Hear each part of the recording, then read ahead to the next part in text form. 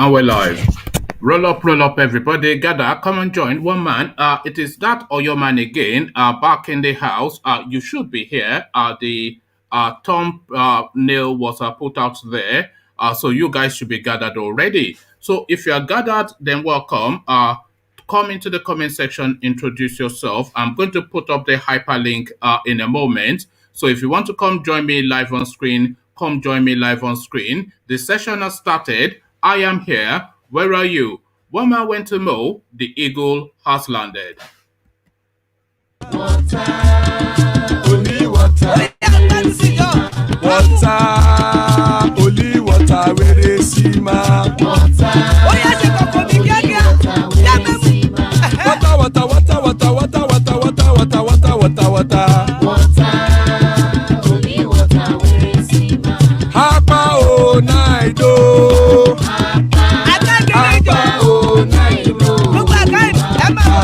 Hapa you don't come o.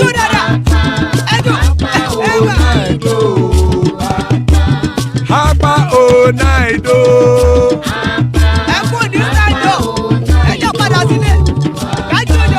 Oro kẹ̀kẹ́ ẹlẹ́mùrè o. Ilé sọ́díyà kẹ̀kẹ́ ẹlẹ́mùrè o. Bobby master kẹ̀kẹ́ ẹlẹ́mùrè o. Chifu Faila ti kẹ̀kẹ́ ẹlẹ́mùrè o. Eruku lẹ̀lẹ̀ ẹlẹ́mùdé. Eruku lẹ̀lẹ̀ ẹgbẹ́ ẹlẹ́mùdòdò jàre o. Eruku lẹ̀lẹ̀ Ghana ti dé ẹgbẹ́ bọ́dì o. Ọmọ ẹlẹ́yẹ ẹ̀yẹ o ó dilé o. Odúyẹ̀lá ẹ̀yẹ o ó dilé o. Petrosonama ẹ̀yẹ o ó dilé o. Petrosodúnkẹ́ ẹ̀yẹ rẹ̀ ó dilé o. Ẹlẹ́kọ̀ ọ̀run mú ìní o.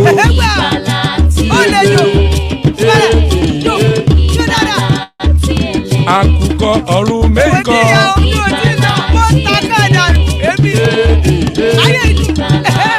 Ikú kò ní ríwà gbéṣe o.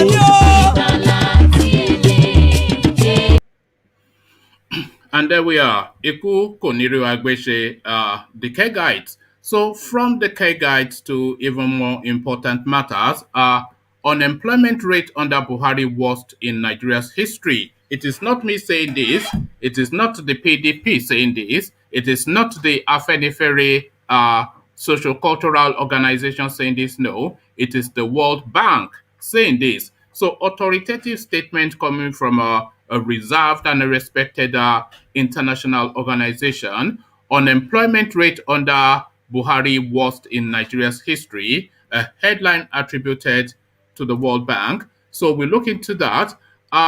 Security is still very terrible under Buhari's watch. So GBAJABIAMILA speaking, his party member and one of the leading members of his party. So this again, not the opposition speaking, but indeed one of the leading members of his own party are speaking.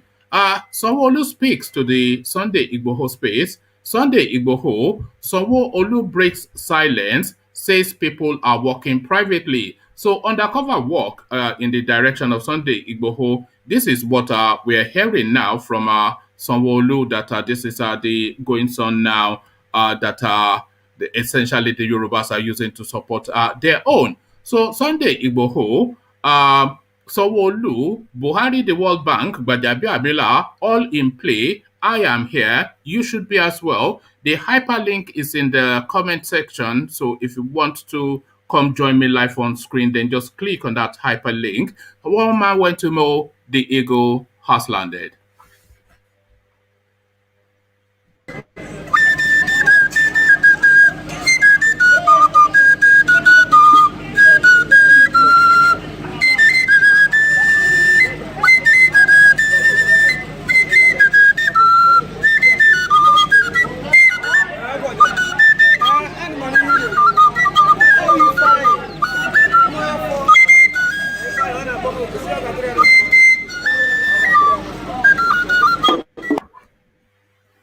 So there we are. One man went to mow, the eagle has landed. So straight into it we go, and into it we go immediately.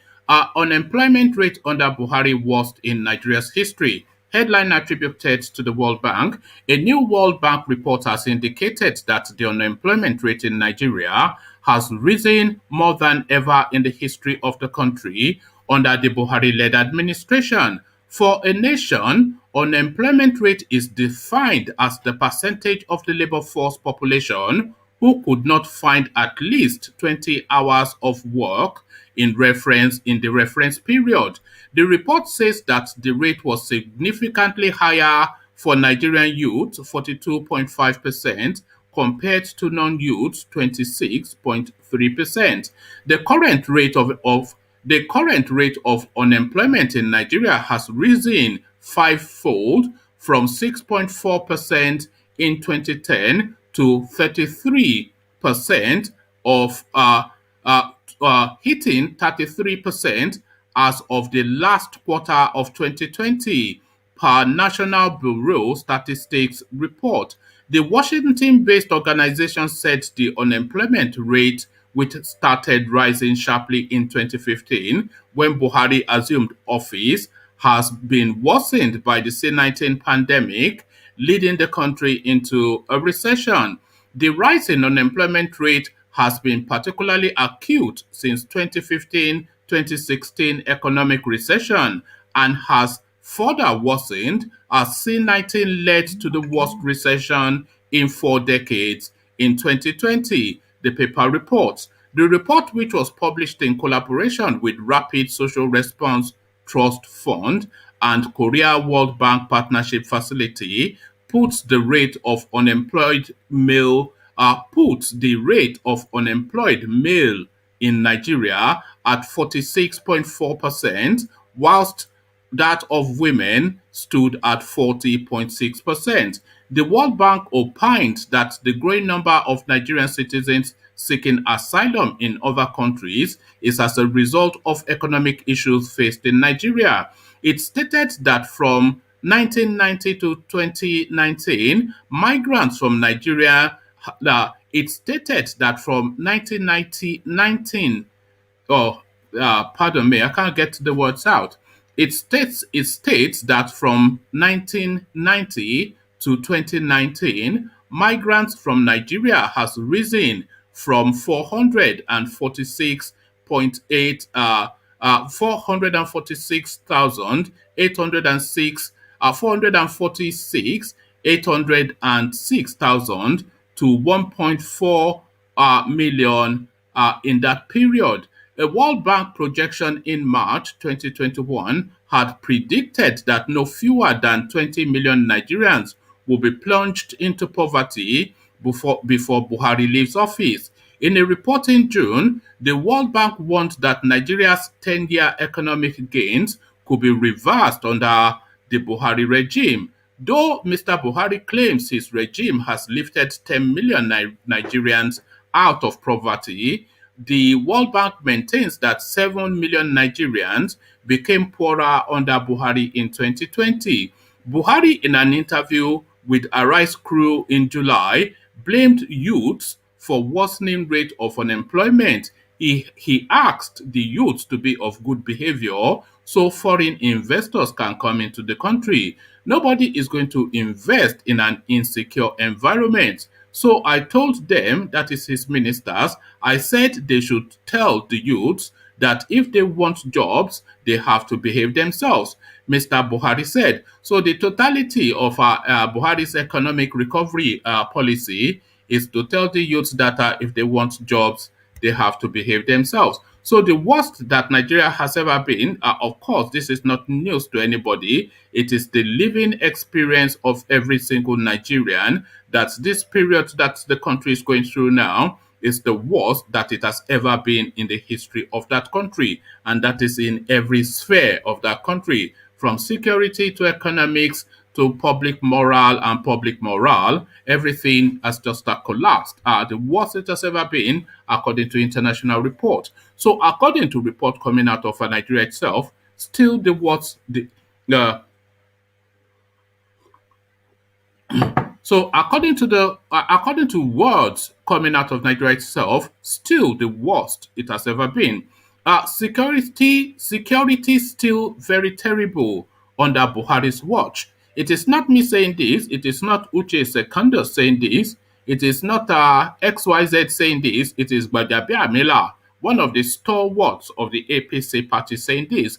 So an insider saying this, speaking truth to his own crew, to his own party. Security still very terrible under Buhari's watch. A headline attributed to Gbajabiamila. So now let's not see what Gbaja has to say. Speaker of the House of Representatives, Femi Gbajabiamila, says though Boko Haram has been decimated, security is still very terrible under the watch of President Muhammadu Buhari. Mr. Gbajabiamila made this statement whilst addressing journalists after paying Salah homage to Mr. Buhari in Daura on Friday, saying the APC-led government met some difficulties on the ground. He said the All Progressive Congress government, led by Mr. Buhari, came to power promising to tackle insecurity, corruption, and pursue economic prosperity for the country. But security is still terrible. We came on the mantra of security, anti corruption, and economy. And if you want to be objective, we are not where we were, Mr. Gbadabiamila said. The security is still very terrible, but Boko Haram has been decimated. Their leader has been killed. That no thanks to them, by the way. That was ISWAP, of course, that did that. Their leader has been killed. Those who foment trouble have been arrested. So he's now speaking to that what is it called, Nnamdi Kanu, Sunday Igboho space. Blaming successive governments, the speaker argued that the APC-led government inherited some difficulties which they are working to surmount. I think we are on course. It is difficult, don't get me wrong. We met some difficulties on ground and we're working and building slowly and surely, Mr. Gbajabiamila said. Spokesperson to the president, Garba Shehu, had in April blamed the Nigerian media for reporting insecurity in the country like something new just to rubbish the government of Mr. Buhari. There is a determination by some people to make security their narrative that will lead to the next election in 2023. We are sad. We are not happy that people are killing each other. But the way reporting is done is to suggest that it had never happened before. Mr. Shehu said, the other day I was reading a newspaper to the audience, New Nigeria newspaper, reporting kidnapping of November 7, 1966 in the Midwest. Mr. Shehu said, if something like that happens today, it will be reported like there has never been an incident like that in the history of the country. And Buhari, not any other person, is responsible. So we know the game in town. In the past pardon me, in the past 5 months, bandits have launched coordinated attacks on communities. Pardon me, I need to have a sip more coffee.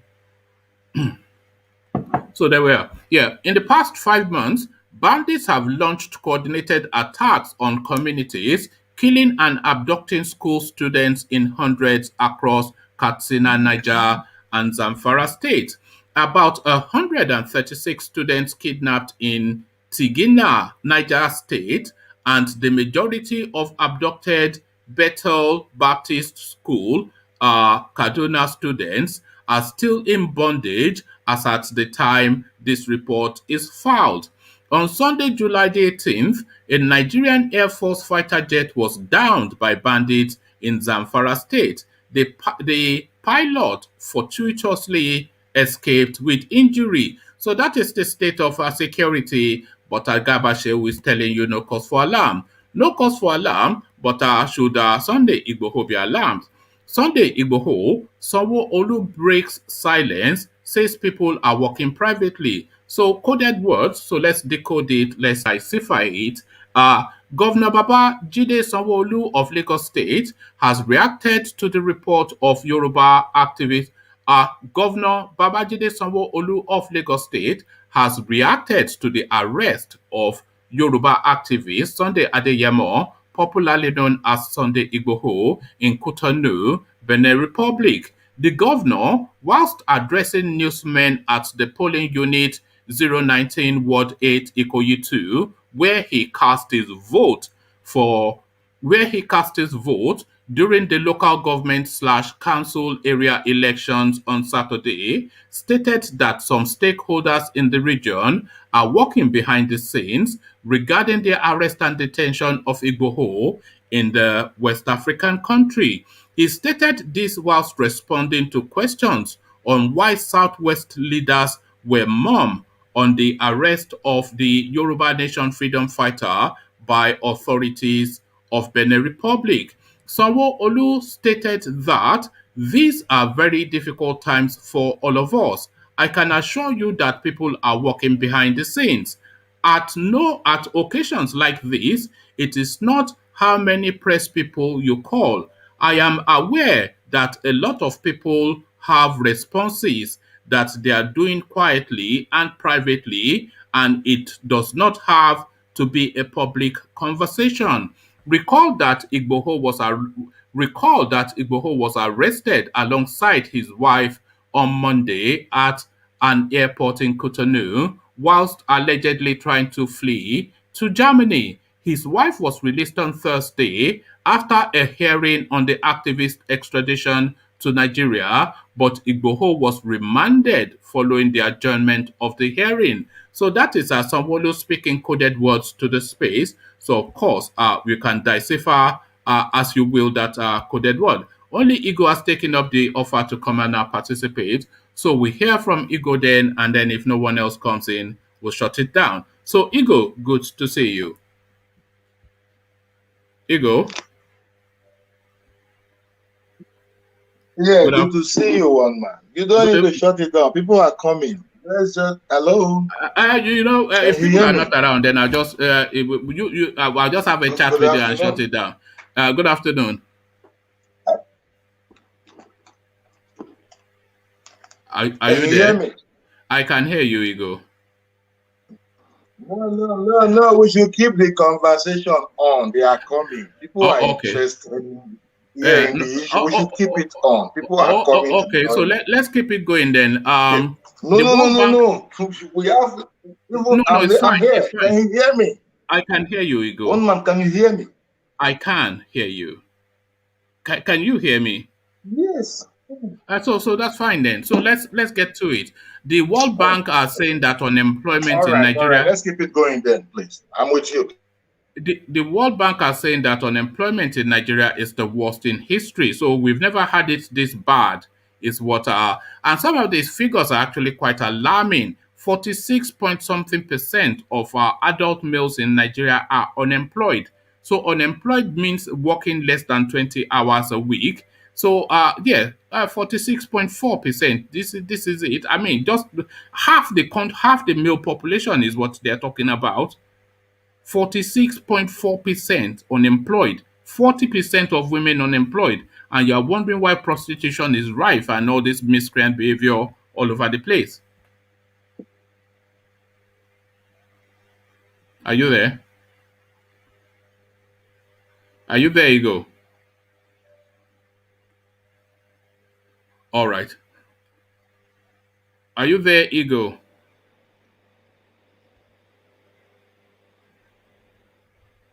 All right. I don't think we No, have Ego, so it's not a lie. It is uh, not a lie now. uh, What they just give now, that estimate is not a lie at random. Yes. Move around now. People don't have job now. What are you talking about? How many people are working?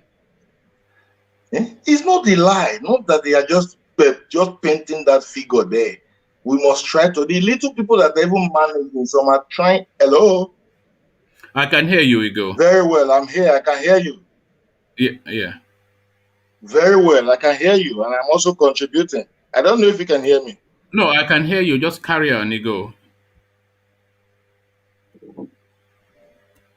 I'm here. I'm here. Come No, on. I'm here. I'm I can speaking hear to you. you. Come on. Yeah, I'm I here. can hear you. I'm You can hear responding me. to So you. just, Can you yeah, hear just, me? I think I Or you might can't just, hear me? I can hear You you, can't hear ego. me? Oh, God. You don't think we have ego? Why not? No, I can hear What's you, going on? ego. So if you can hear me, then just What's let the going on? conversation carry on. Yeah. Can you hear me? Because I hear you so well. I hear you clearly. But I don't know Yes, why if you you say you hear want me to go clearly, that if maybe you ego hear is me, not here. Ego is here. if I'm you hear me responding. clearly, then you I'm can speaking hear me to say that I what can you hear you put clearly. before me right now, that 40% or okay, thank you. So the figure you just put before the space now is not lie. It is absolute truth.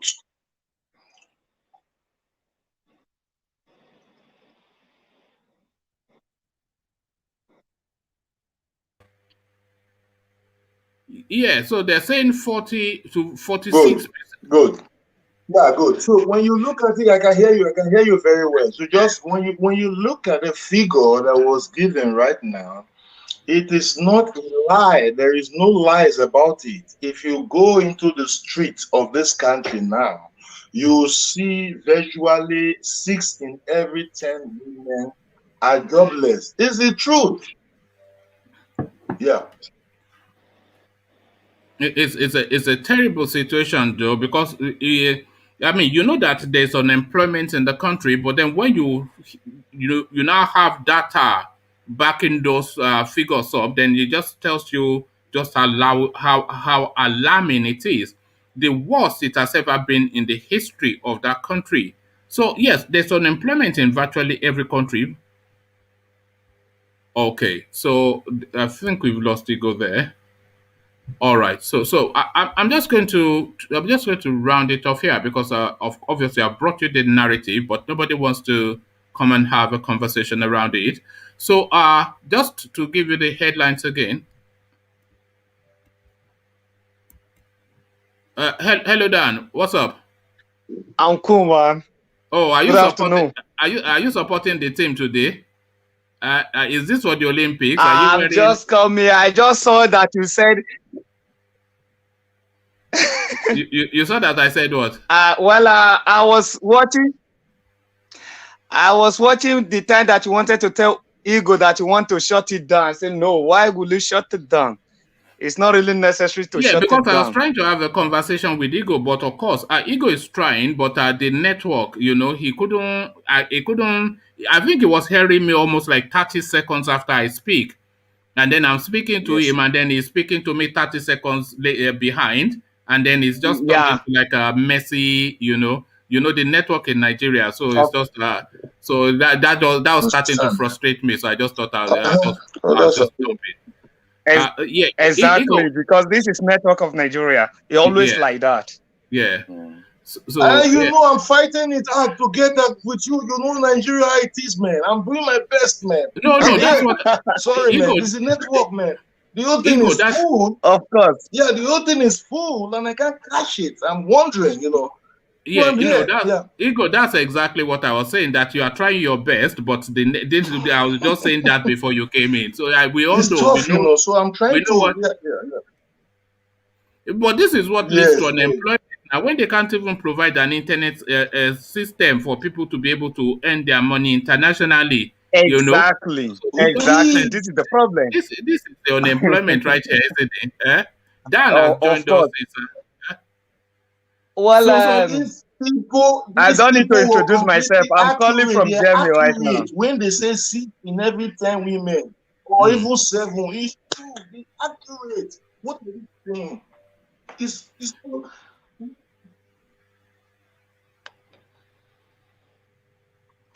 you see that's the struggle. That ego, you see, ego is trying, but the system from this mm. is Nigeria right here. The system in We know you. Nigeria, We were with us the other yeah. time. We were with you the other time. Yeah, yeah. Mm. Okay, hold I on, ego. remember. Yeah, Let yeah. me give you a moment to adjust your system, because uh, Exactly. but this is when they say Nigeria frustrates you. Everybody, we keep saying that people don't understand. So what you are saying now is what we mean Who, when we say Nigeria who is frustrates you. having the? Who is You see, having? Yeah, who is having the floor? Who is speaking? Yeah, well, you are meant to have yeah. the Who is floor. speaking? Am I? Ego, you are meant to have the floor, but you dip in and out. No fault of your own, of course, it's the network. And this is Network, what we're exactly. saying. Yeah, this is what we're Yeah, saying. The system in Nigeria is designed to frustrate you. No matter exactly. how positive you are, no matter how good you are, no matter how you want to put your best forward, the system in Nigeria is designed to frustrate you. And what we mean Exactly. by that is what is playing out now. Here is a man now, you see his name, Ego One Nigeria. He loves his country. He comes Of online to course. come and defend the country, but we didn't even let him online to come and defend the country. This is what you're saying. It's just the system in Nigeria is designed to frustrate you. That is the whole of the Nigerian story. But let's hear from Dan as we're waiting for Ego to recalibrate his system. So Dan, Yeah.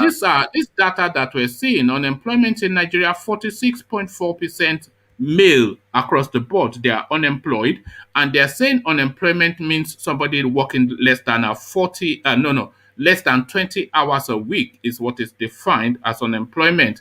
So Yeah. if you're saying 46%, 46.4% of male are unemployed, and 40 point something percent of women are unemployed, then Unemployment. that one answers that question why there's so much prostitution in that country. That Exactly. answers that question to why there's so much criminality in that country. And then tells you then that half the population of the At country war here. are unemployed. It's just God. Even when we pay for the service, Sorry, Ego. Yeah. So Ego, Dan, yeah, Dan, you address yeah, that. but Ego Network really has a little problem. So maybe you could mute him so Yeah, that I'm he should trying. understand what you are saying, because I don't think he understands what you are saying Yeah, yeah. right I've now. tried to mute him, but he seems to manage to unmute himself. But you carry on, Dan. I'll just sort it out in there. Okay. What I see here is that we all know Buhari don't have any intellectual capacity in terms of to manage economy. We all Nigeria, we all know before we brought Buhari in. And COVID-19 had its own on it. I understand. But let me tell you, let me be factual and sincere with you. You see, this problem of Nigeria is not only Buhari. There is something I want us to understand. Since 1999, our leader understand that the only problem to be they want just to keep themselves in this power is to weaponize poverty to Nigeria. These are the facts. So it's just that it came to Buhari time now is too worst. And let me tell you something. Do you know, when I was in Libya, I don't want to measure the story that happened in Libya. Do you know there is a lot of Nigeria dying in Libya just because of they want to get to Europe? Because why? We all believe people, there is one thing I love about, even when this Shehu Kuti, sometimes when he's talking, I admire the way he analyzes things sometimes. The other day, he was saying something that, I was really happy that is coming out for him. He said, most of Nigeria, Nigeria that travel abroad, he said they are not, it's just that they are escaping. He said we do not call them traveling. He said they are escaping for poverty from Nigeria. And this is what I see here. That's why when you see Nigeria in abroad, for them to call home self is very difficult for them. No Nigeria that is living in abroad, especially here in Germany. Most of Nigeria, they don't like to go back to Nigeria because why? The poverty rate there is alarming. And, even your brother that is working, when even the money that, like maybe some of the minimum wage, the money they pay there, they say some states say they can't afford to pay 30,000 naira minimum wage. Let's assume that they are paying the 30,000 naira minimum wage. 30,000 naira minimum wage, it can't even buy one bag of rice. And from inside the minimum wage, you will pay house rent, you will, your children, you will pay your children's school fees. How can you able to cope with all those kind of 30,000 naira with you and your family. You see that 30,000 minimum wage, they might as well not pay them any wage, because we were trying to break it down the other day. So out of that 30,000 minimum wage, that is for 1 month. So you pay rent, Yes, you pay rent. exactly. You understand? Yes, Yeah. So that for that month, you buy food. Yeah, for exactly. that month, you Okay, do your travel to and from work for what, 4 weeks. From that, exactly. that is all out of that 30,000 naira. Yeah, you will Can pay that your thirty student thousand naira, school if fees. your student school fees, you do that. Your wife needs money, you know that. They have to Money, buy clothes. exactly. This is what I They want have to to buy say. clothes. They have to buy clothes. You need that. Medical something, some headache, whatever it is, medical something. Even if you are going to quack chemist, you know. So out of Yeah. that 30,000 naira, all of that has to come out of it. I mean, that's just, and you say that he should not be corrupt and ask for bribe when he's doing his job. So This what are you asking him? this is the problem. This is what we are saying. Like in Jamie here, where I live right now, I always like to make an example with Jamie. Like in Jamie here we live, minimum wage is 450 euro. Lowest, how much they can able to pay you in minimum wage. And minimum wage here is maybe every week you do like 8 hours, not more than 8 to 9 hours. Hello? So I'm here. I'm here. you can able to, you understand, you can make minimum wage in Germany. Yeah, maybe you will work from 3 times in a week, and you will do like maybe 2 hours or 3 hours in 3 days in a week. And the end of it, maybe you will get like maybe 25 to 30 hours, or fairly 35 hours in a week, in a month. And that month they will pay you 450 euro. And 450 euro, when you convert it to Nigeria currency, right now, the money is really jumpy right now. I think 100 euro now from here now, I think it should be around 58,500. 100 euro. Yeah, there you go. They've ruined everything in that country. In just 5 years, See, he has so ruined every let's single assume thing. day after yesterday, I think on Friday, no, on Thursday, I sent some money to Nigeria. So if I even saw it that they say the money is even increasing right now. You understand? So what I'm trying to tell you right now, just imagine the situation down there. So you will send 100 euro. You will send 100 euro to Nigeria. It's about 58,000 naira. So Dan, one day you have to come back and tell us the story of that journey through Libya, because I'm interested. I want to know. You or somebody, because that's a common story. So I just want to document that story, because story of Libya, the story of sir, Libya, yeah. it's not really easy. Seriously, people are suffering in Libya. No, I know, but we want to hear it. We need to document it. What is happening to our people in Libya? In Libya, Ghana, all these places that Nigerians are silently being maltreated and brutalized. I want to document it. So either you or anybody that is hearing this, if you have that narrative of that Libya story, that one I'm especially interested in. So your journey from Edo, from Lagos, from Ekiti, from Kaduna, wherever, all the way through Libya to people usually land in Italy. I don't know how you ended up in Yeah, Germany. of course. Yeah, From but Libya, like from Tripoli, yeah. there is a boat that normally, but the boat is not really strong. It's just a balloon. The balloon is not strong. It's just like it's not How strong. long is that? How long is that boat ride from Tripoli to where do you land in Italy? What's the town? So, although when you move there, when you move from Libya, the only place that you should arrive is they call it Lampedusa. Lampedusa, because like if you are going to Sicily, it will take like 3 to 4 days, and you can't able to confirm Sicilia. But Italy call it Sicilia, but we English we call it Sicily.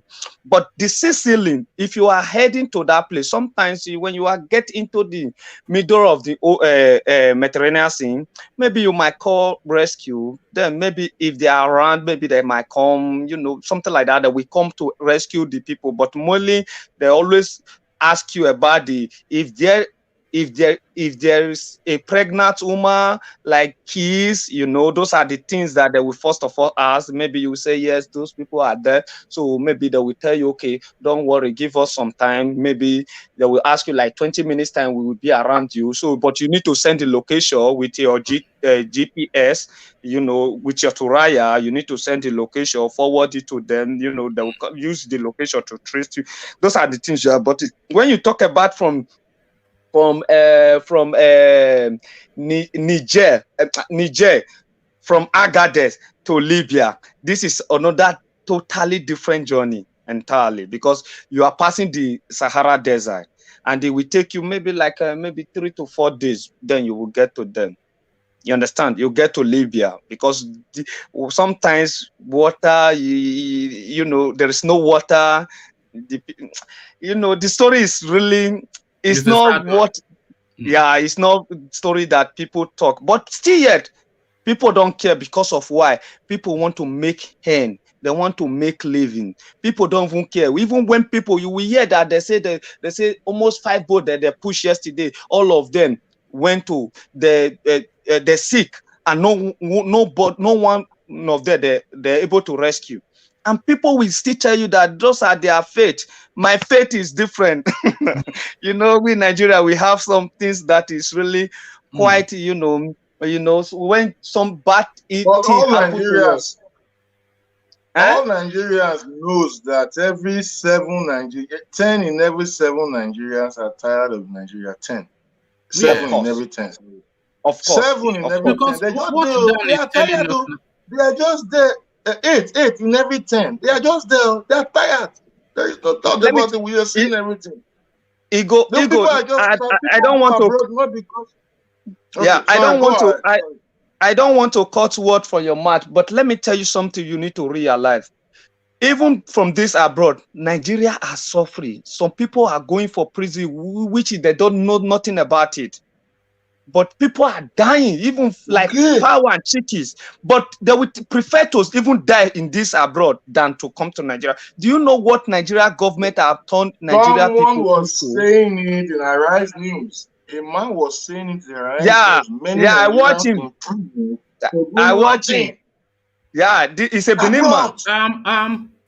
Sorry, Dan, let me give you this data. Hold on. Dan, let me give you this data.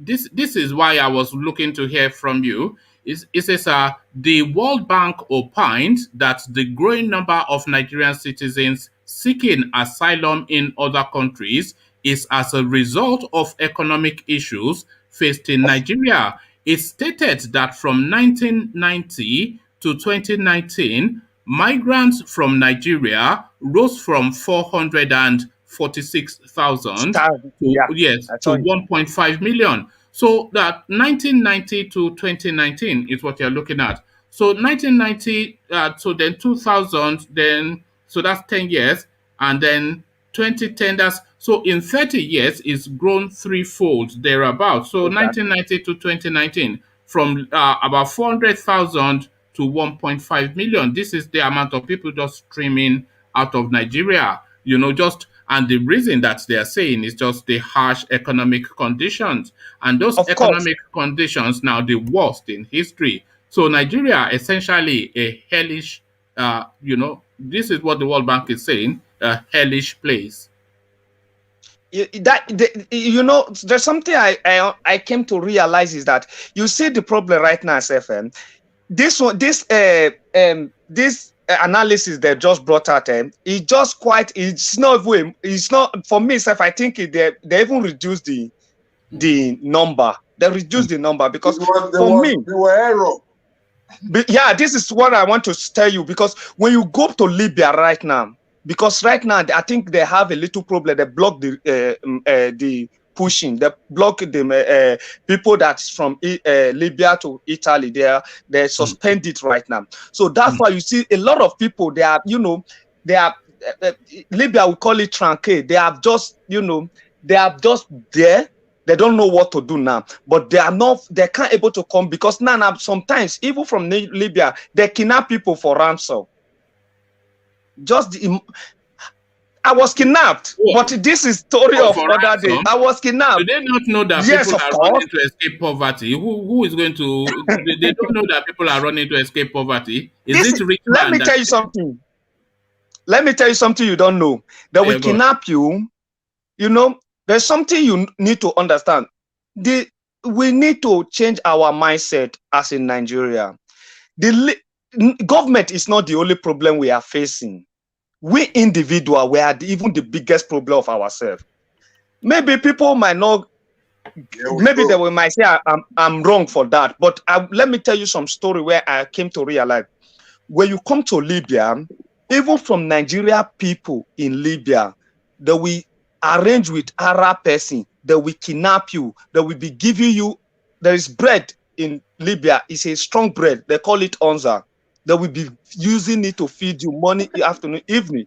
This onza bread is, they sell it news, which is 50 kobo like from dinar money. You understand? So they will be using it to feed you. But even when they kidnap you for like 1 month, that bread that will use to feed you, it will not even up to like 5 dinar. 5 dinar is not, I don't know how much, maybe let's assume say almost 120 naira for Nigeria money. They will use 120 naira to feed you for a whole month. At the end of it, this Nigeria person will make arrangement with the Libyan, the Arab man. It will say, I have Nigeria account. Your family will pay maybe ransom of 200,000 put from this person account before the Libyan man. This person will do the, you know, it will bring that dinar to the Arab man. They will do it 50-50. So he will give 50% to the Arab man before they release you. Otherwise, if the money don't come, you know, Libya is let me not use it, but it's a lawless country because even the kids they have gone, even supermarket they sell gone. Bullet is cheap. Bullet is like water. A lot of people are saying, oh, the guns that we have in Nigeria is actually coming from Libya. But I don't know. But the reality is that, you know, kids, children, they have guns, and you don't need to talk anyhow in Libya. Sometimes when you talk to Arab man, you can shoot you. He don't care, but he can kill you instantly. So that's why sometimes when you work with Arab man, if they ask you, so you should go away. If you don't go away, they might bring gun come out from inside the in-laws. They will shoot you, and nothing will happen. These are the facts. I'm a Muslim. As I'm talking to you, I'm Auchi Muslim. You know, Auchi, we are Muslim. Most of us, we are Muslim. Yeah. But let me tell you something. I work in a mosque. They did pay us. At the end of it, after we finish, we fix the ties and everything, they bring God out, they ask us, because they say we didn't do the work well, they drove us out. There is one guy they called James, but may so rest in peace. He died inside the sea, inside the water when he was trying to cross to Europe. But the guy, he was my boss.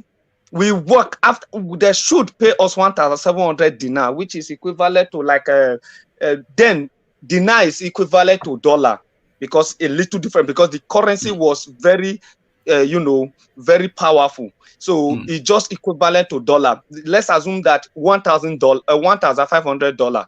So they need to balance us $1,500, but because they don't want to pay, they said the work was not okay. But the work was okay. They drove us, and this is mosque. You know, things are happening in that country, but the fact remains, let me tell you something. Nigeria prefer to remain in that country than to go back to Nigeria. Why? Is it because of the shame of going abroad and then coming back, or the life is better? No, the life is more better. Even with everything that you've described?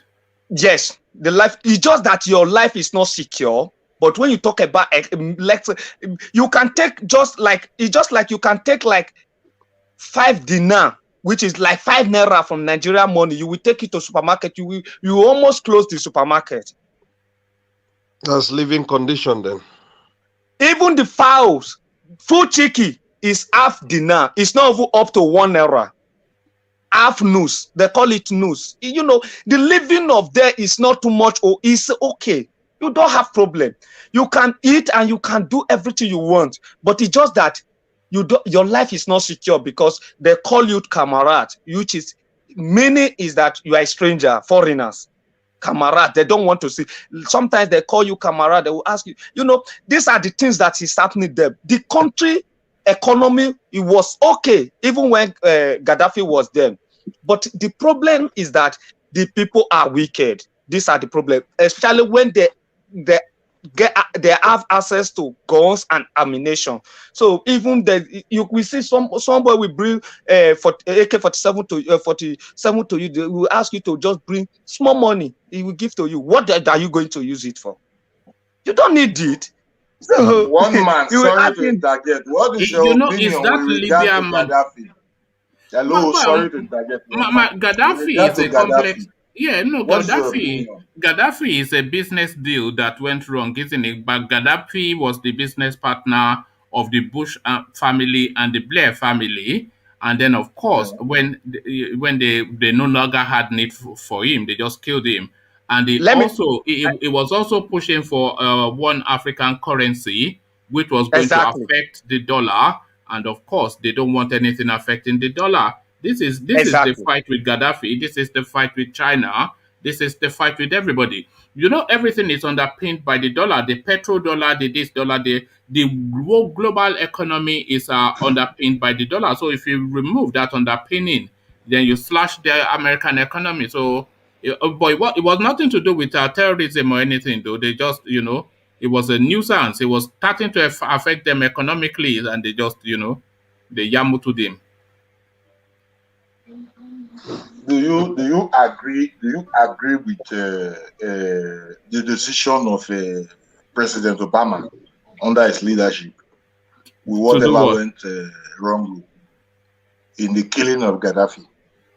Well, you know, I don't like Obama anyway. I don't like Obama. Obama is Obama is a terrorist. For me, Obama is a terrorist. Things, yeah, we must. Sometimes we thank God for even the social media to try to still voice out what we can think, and so that other people can still drop their opinion.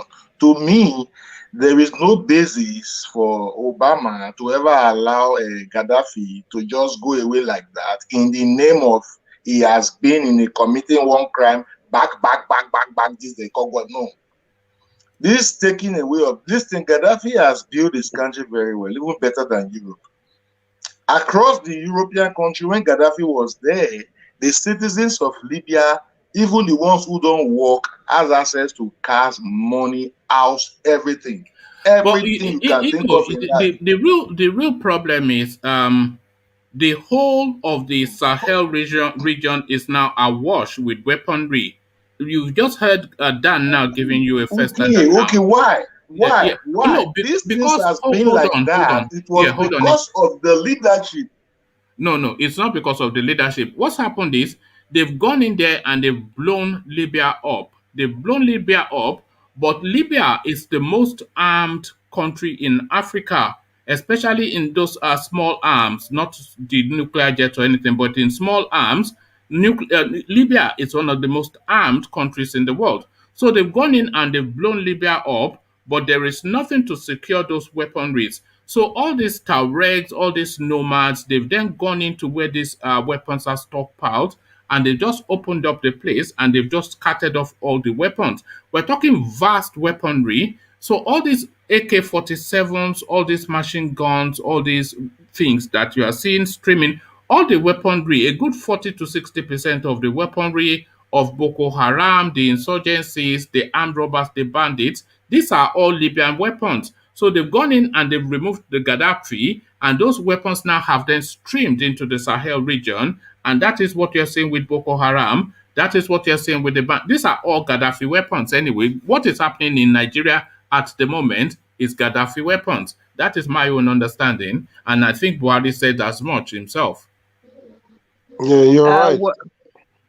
Yeah, go on, Dan. Yeah. Okay. Well, let me tell you what I like. People that stay in Libya, when you ask them, the best president that Africa ever had, it should be Gaddafi. Do you agree? Of course. No one, any person that stay in Libya, ask him. He will tell you about the story I'm telling you about. Gaddafi was the best. to Libya. But now look at Libya now. They are suffering. They are dying. Poverty want to look at Libya that don't travel before. Look at them all over Europe now. Look at them. Sometimes I saw them in Italy. I saw them in Germany. I say, look at you people. Before you were thinking that, you know, how can you see? Then when I was in Libya, because normally there's no any job you do there is a money. There is something they call lawaju. They call it car wash. You will be washing car. You make money. In a month, you make $1,500. People don't even like to leave Libya. Because the reason why Libya now, people later discover that the only option to go to Europe is that when the Libya, there is no security, everybody is, you know, doing things, you know, there's too much mafia in the country, everybody, you know. So this is what transpire when the people always, the only option they have for them to go back is then to move forward, to enter to Europe. You understand? But normally, when Gaddafi was alive, the best thing, what do you want? If a leader should see that if you don't have work and you want to marry, he will sponsor the marriage, and after that, he will pay you £10,000 and he will give you car, he will give you a house. If Nigeria government even do half one for inside, all of us will not come up for Nigeria. Yeah, but you have to remember that the population of Libya is how much? I don't know, but maybe 10 million. 6 million. 6 million. Yeah, 6 million. And yeah, they are 6 very million rich. population. So, you know, sometimes when people compare these countries, they are not comparing like for like, you know.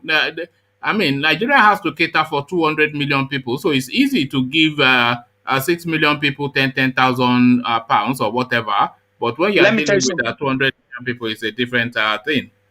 See, I understand you, why I want to move. But let me tell you something. You are making excuse for this. Do you know the vast resources of this 200 million Nigerians from different angles of this country? Libya is only of oil. Listen, Gaddafi has been the best African leader, the way he leads it. Forget about the population. Listen, it's better for one man to take over a country than for a country to be shared with thousands and stealing the money. Let it be in the control of one man. Let the man build the entire country. When Gaddafi wanted to build Libya, he was raising 50-story building, maybe 100 in one day. He was building new towns in one day because he saved his money in his country to build the country. His money is not going into the West and all those things. He was doing it with his people, even if they are 5. Come on, let me tell you, 200 million of me and you, we're all running every day. Very soon, 200 million Nigeria will be in the Europe, if you don't know. You think anything is going on? Let me ask you. Let me assist and fight for this government to build this country. Let me assist you, Igor. We are looking, everybody. Would you fight this government to build this country? This country can be built better than America. Hold on, Igor. Let Dan come in. But before you come in, Dan, let me just add some data to what you're saying, just so you see the disparity. So Libya's population 6.7 million approximately.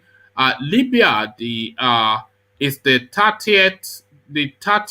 Let me see where they are. They are the 30th largest oil-producing country on the planet. So that then tells you just you know, Nigeria. You know where Nigeria is? Nigeria is the 15th. Nigeria was 14. Maybe this your current data is wrong. Nigeria was 14. Nigeria even passed Dubai and Kuwait. Yes. Hold on. One at a time. Yeah, hold on. One at a time. Hold on, Igor. Just Dan, Nigeria is 14, 15, so that's fine. Oh, but, you are saying that I have.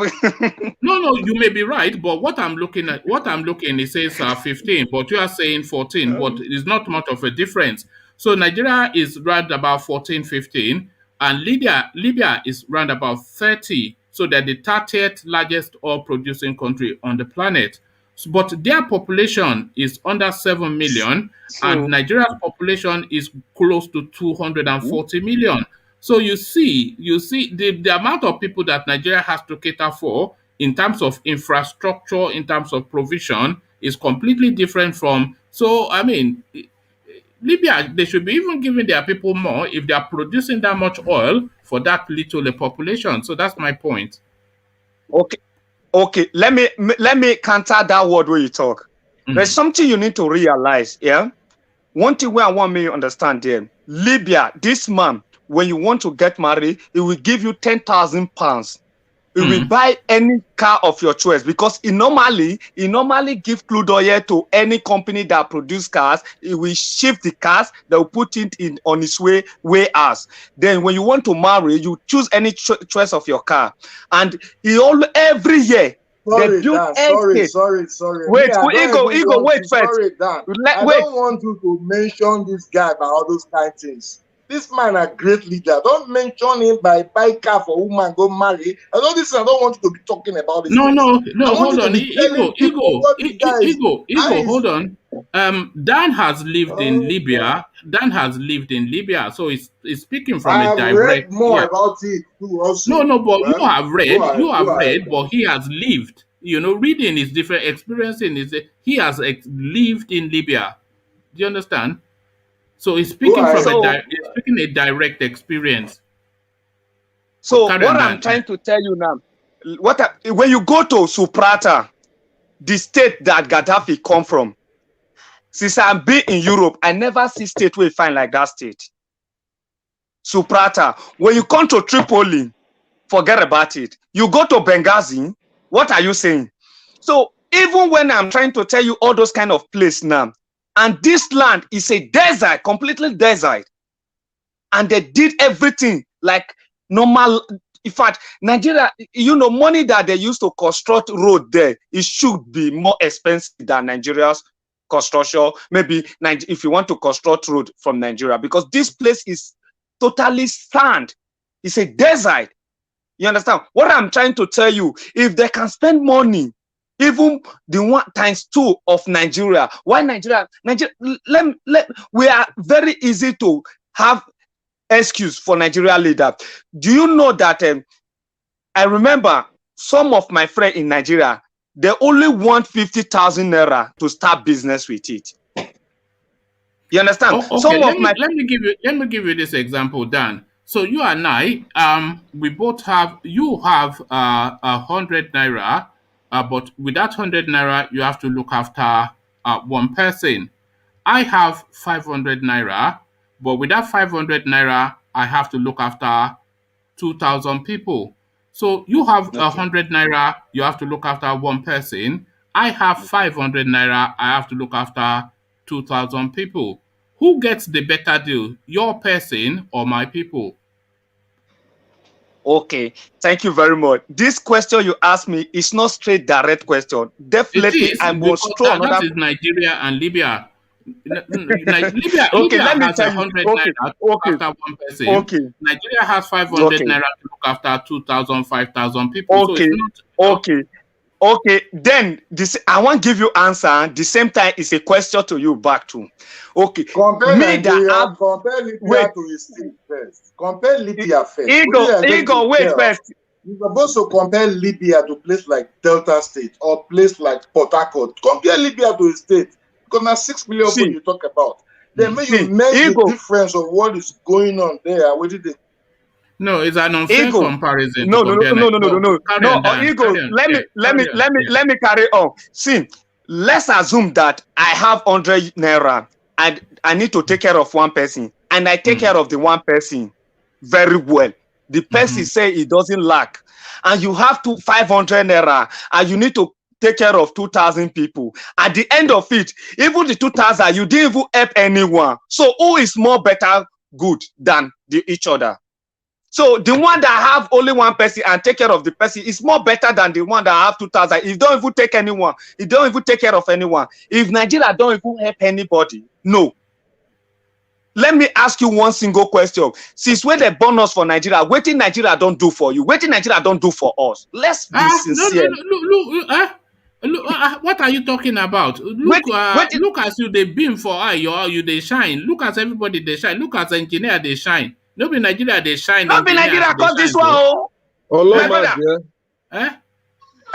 tell her tell her. No. Allow my you don't tell your allow my No be Nigeria give you your education. No. All of us here, no be Nigeria give us our education. Bro, allow come out cleaner, trouble for her. Olaumaje, he don't tell you. Yoruba, they always speak, they always make parable. They say, Obetodu, Owolokpa. They say, soup is sweet, na money killer. Now my parents train me. Not be say, for where? Yeah. My papa and my mom that. Now they suffer. All that free education, the way Nigeria give you. Where? For Edo now, for I don't know. You think I don't know? You know, think I don't know, Chi? Measure anywhere for Auchi. No any school will be free education. Auchi no any school will be free education. Auchi Poli na free now. Who tell you? Go check. Auchi Poli go course pass on university. My brother, more forget. If you write exam, more forget what they happen for school. If you not see lecturer, you know. The money where you take they buy textbook for lecturer. Auchi Poli, if you not buy lecturer textbook, you know the pass. I'm telling you this truth, but more forget about school issue now. We are not debating on school issue. You know how many textbook, common pamphlet you will buy, you know how much they take buy, and if you not buy, the lecturer will tell you, say you not go pass. Yeah. More forget that one. Every engineer will tell you that happened to. Did that not happen to you, engineer? If you don't buy with the lecturer's handout, then you can forget. So. I was once a student of University of Port Harcourt that was doing electrical electronics engineering on a fake admission, and unfortunately, they tried to mess with my future, with my life. At 300 level, I was called by a senior lecturer who liked me because he sees something in me. He called me, pulled me aside that if you, by the time you finish your university, you end up not being in the list because the admission they gave is fake. Unfortunately, I have to leave Port Harcourt and move to Lagos. My first JAM exam was in Ogbomoso. I left Lagos, I drive all the way to Ogbomoso. I wrote my exam and I came out with a good result in engineering. Unfortunately, they sent me to Unilag to write my aptitude test. And we have a cutoff mark, which is 250 in engineering cutoff mark. I got 252. The most shocking thing I've ever encountered in my life, result came out, I got 252. They said first badge is for Lagos State Indigene. That's kind of tribalism and racism. I ignored that. It did everywhere. Second one, the second batch came out. They still said, oh, it's for people who are already based in Lagos. The third badge is for every Nigerians from every state. And apart from that, my name hasn't come out. And I still got 252 while they're looking for 250. I still paid 100,000 naira. Till today, that money is gone. So I found myself in the United Kingdom. I told them everything what happened to me. I study here and I come out with a good degree in engineering. So I'm proud of it. I must be honest to you. And today, well done. But I know that story it still sticks with you because you've told us that story about 3 times. So it still bothers you. It's still bothering you. That country is, and things cannot go well. I keep saying it because it's so sad. You see, Nigeria has money that can take care of its own citizens. But because of the evil people, of the evil people we have, greed, you understand, that's why the country is there the way it's supposed to be. And it's so sad that, you see, let's be honest, Nigeria has money that can take care of its own people and the money will be reserved. Nigeria have money to take care of all Africa. Maybe not all Africa, but that West Africa, Nigeria has enough to take care of the whole of that West African region. Let me tell you something. All of it. Let me tell you something. I went to immigration foreign office here. One day I was having an appointment, so I went there. So unfortunately, when I get there, now I see one German man because normally where they attend to you that is foreigner is quite different where they attend to their citizen. So normally we the foreigner, we are normally they attend to us from the second floor, but their citizen is from that floor. When we are going, me and my town person, we were speaking Nigeria Pidgin English. There is a white man in our back. He was coming with us, and because normally we use underground train to go there, because normally, you know, German have underground train that normally Uber, U1, U2, those one. So we normally, this is the train that go there. So when we are climbing the upstairs, because their staircase is that those lifts that normally move like so we are climbing up. So there's a white man. He was behind us. We were speaking Pidgin English. So me and my town person. So we are speaking. So this man was, sometimes when we talk, the man will look like us, he will look us, he will smile. So I was very a little bit scared, as in, I now speak my language, my dialect to my brother. I say, I can't speak out, which I say, oh boy, we don't know who we saw. This one, if he be police, so my brother. More no they talk anyhow, more just quiet, more focus for where we they go. I need to speak, you know, my native language to tell them we don't even know who is this one, because he's like he's hearing us very well. So you just need to be careful. So when we about to go inside, the man just touched me. He said, "Excuse me, where are you from?" I was very scared. How can you ask me where am I from when you just met me or from inside the train? We are just coming and you are asking me what is going on here. So because of that, I say, please, why do you ask? So the man just said, no, you speak English like Nigeria. I say, yes, of course, I'm from Nigeria. I say, okay. He say, I saw it. He say, what part of Nigeria are you from? I say, I'm from Edo State. He say, Edo, yes. I say, Niger Delta region. I say, yes, Niger Delta region. He say, okay. He say, he and his family, they have been in Nigeria for more than 70 years. He said they are working in oil company, you know, in Nigeria. So the thing is, everybody always falls in love with that country. That's the thing, though. If you go to Nigeria, you always fall in love with it. That's just the thing. No, he was very curious. It was, you know, this man was saying, look at snow, because then that period was heavy snow. You know, everybody was tying jacket and tie. He was asking you, what are you doing here? He said, what are you doing here? He said, why are you suffering yourself here? He said, what are you doing here? He was thinking I came here from study. I said, no. So I just told him that I'm working, so I live there. He said, what? He said, what are you doing here? He said, there is a lot of money in your country. Why can't you work for your country for you to come to this place? I say, forget about that one, because you get opportunity to work for your company. You got to say we Nigeria get that opportunity. But you know, that is that what that guy is saying to you is the story of life, because people that function at a certain level, they cannot understand what is going on at different levels. So he, of course, probably some middle income sort of man, international, and he goes to Nigeria. He stays in a nice hotel. The people he meets are the top people in Nigeria. They take him to nice restaurants. Everybody is smiling and healthy. Exactly. And then he's saying, why would you leave all of this to come and suffer winter? But he doesn't know that just underneath those people that are smiling and wearing Gucci is a lot of suffering. You know, exactly. You should have exposed the country to him so he will know that. I say a lot of people don't like to do that now, engineer. You know we don't like to do that. See, not that I tell you what I want. I tell you what is going on, but not everything that I told him. The first thing, I let you to understand that you see, I say, well, you are a foreigner in that country and you are benefiting from the country. So definitely I'm here too. Maybe I might still benefit from you. He told me that his people, they are very racist people. Hope they are not doing that to me. I said, well, a little bit, but it's not true. You know, I never see any country. They are just, they are too sentiment like Germans. They don't know how to make friends.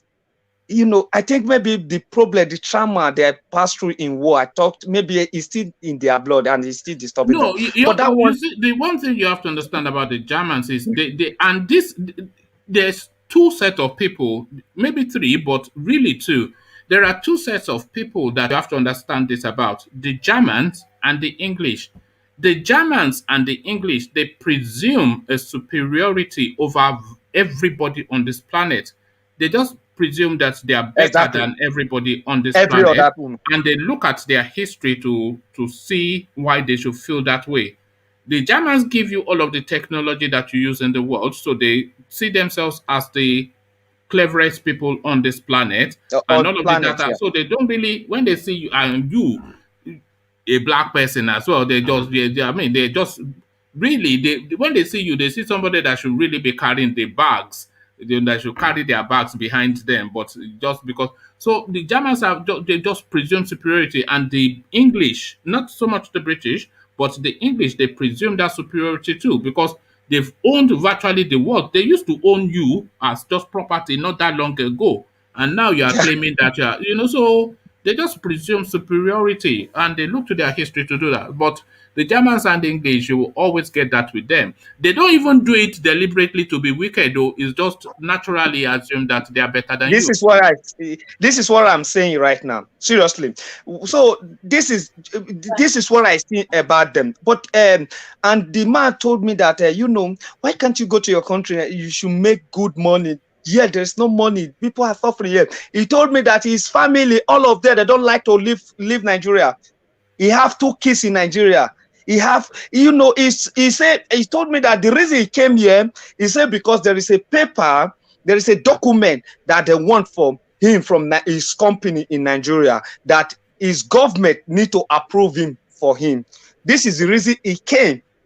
And this is why he's having this appointment today. So when he just take the, when he just take the appointment, he's going back. He asked me that. I said, the only question I'm asking, I say, if you can provide me job of 50,000 naira in Nigeria, I'm going back with you. But he told me that a month. Of course, maybe let's assume that would do you.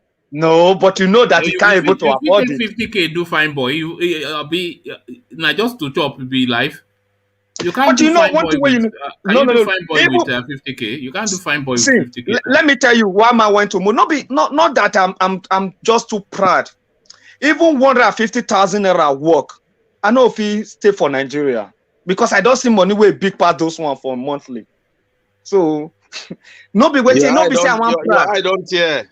Yeah, I don't care. Look at that.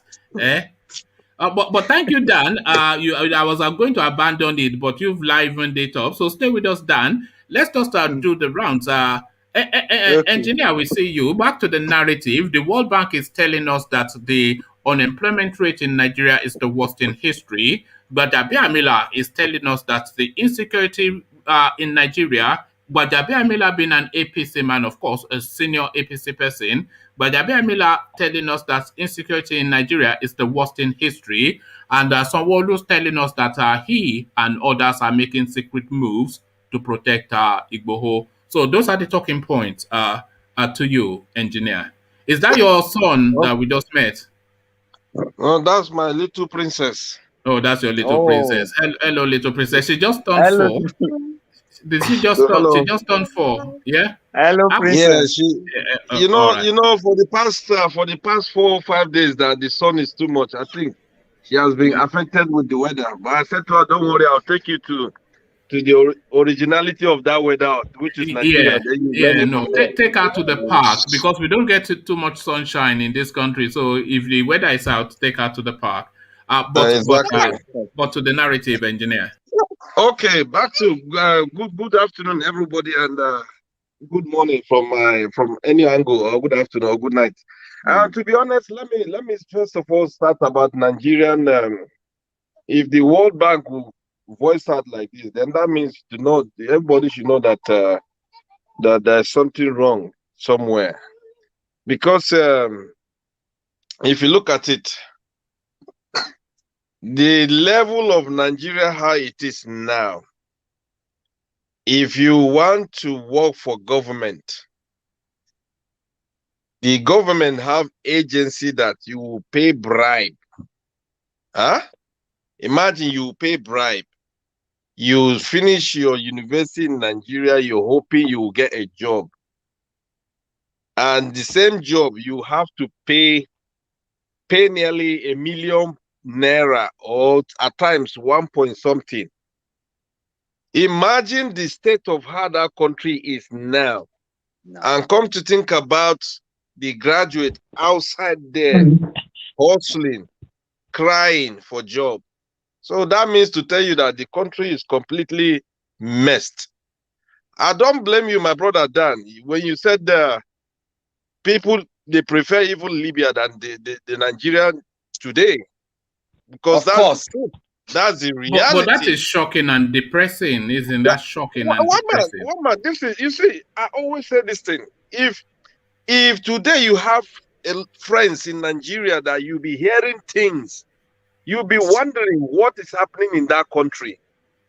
I have about 8 to 9 guys. They work in NNPC Port Harcourt.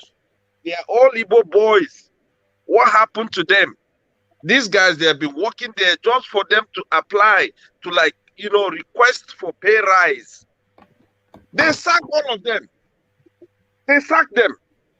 So you'll be wondering what is happening in that country. Does that mean you can't come out and say something or request for something? So look at how shallow the Nigerian leaders are. Who are they deceiving? This is my question. How long would this be going on? The data is a recipe for disaster, engineer. 46.4% male, 40%, 40-point-something% female unemployed. So it will get to that point that these people will have to have a reaction of some sort. They will have to react, and sometimes now the guns will not be enough to hold people back. The AK-47 will not be enough anymore to hold people. 46.4% unemployed. Well, this is the truth. But I'm telling you, the World Bank there, I think I can say it's a little bit error. It's more than that.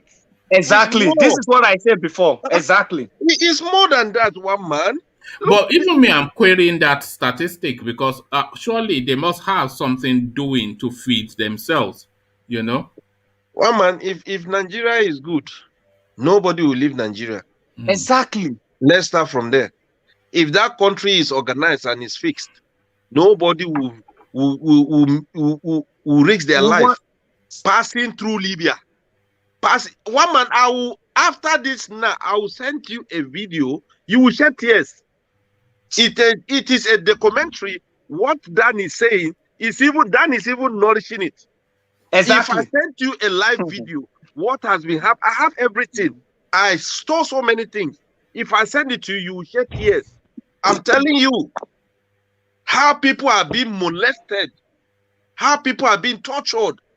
They interviewed some Nigerian girls. She said, please. Arab rape our sister, no level. Arab man will carry Nigerian girls. They rape her, no level. I'm very sorry, engineer, if I interject you. No problem. You see Nigeria. Abiola once told us, he said Nigeria has more than enough. People seem to undermine this country sometimes. We laugh. See, none of us sitting here today or before this speech is as wise or as wisdom as Abiola, which is our living icon democracy. He once told us in the public space, he said Nigeria has more than enough, meaning we can even feed the entire African nation. And that is the truth. Not doubt this story. Not doubt this truth. No. If you doubt this truth, you are not a true Nigerian. That is the truth.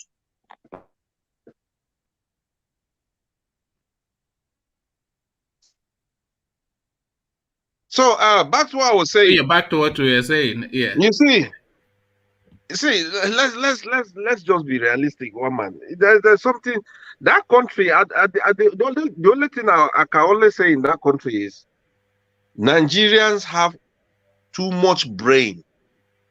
The brain is too much to the stage we can't manage that brain, and that's why you see that evil, that agony of that satanic. You see, even Satan let's keep Satan aside. We, the Nigerians, we are the problem of that country. Just like what Dan said. Because he is right. One man today, people are crying. if the same government will come out and release a change, that's to tell you that the poverty level that today, if you can give any Nigerian 100,000 naira to go and stab somebody, you will see the queue that will come out to demand for that 100,000 naira. You will be shocked. Even 10K, they will kill for 10K. So this is how the country is. You know, there was a psychologist report that came out a few years ago to say that a good 90-something% of Nigerians have psychiatric problems. So that's not to say that they are all mad, but there's a psychological imbalance with the country normally, generally. So that's to say that the way the country is has conditioned people to be outside of what is a normal sort of way of being. So Nigerians, the entirety of that country is a little bit, cuckoo in the head. The same criminals, they know what is going on in that country, but they don't want to fix it. You understand? Okay. Just for reasons of time, and thank you, Dan. By the way, I would have abandoned the thing a long time ago. I was struggling to. You're always welcome. But Dan came to the rescue because I was thinking, okay, there's nobody here, so let me just go and watch Olympics. No I don't problem. want to watch that Olympics. Actually, I don't want to get involved because Ovie is telling us that we have no chance of medaling. So but GBAJABIAMILA is saying that the insecurity is as bad as it has always been, or worse than ever, even is what he's saying. And Sanwo Olu saying that they are secretly working on Igboho. So just quickly on those two, and then I'll hear from James. Yeah. The only thing that will save our brother Igboho is just prayer. And the prayer you have to do with true native doctors. Without true native doctor, forget about it.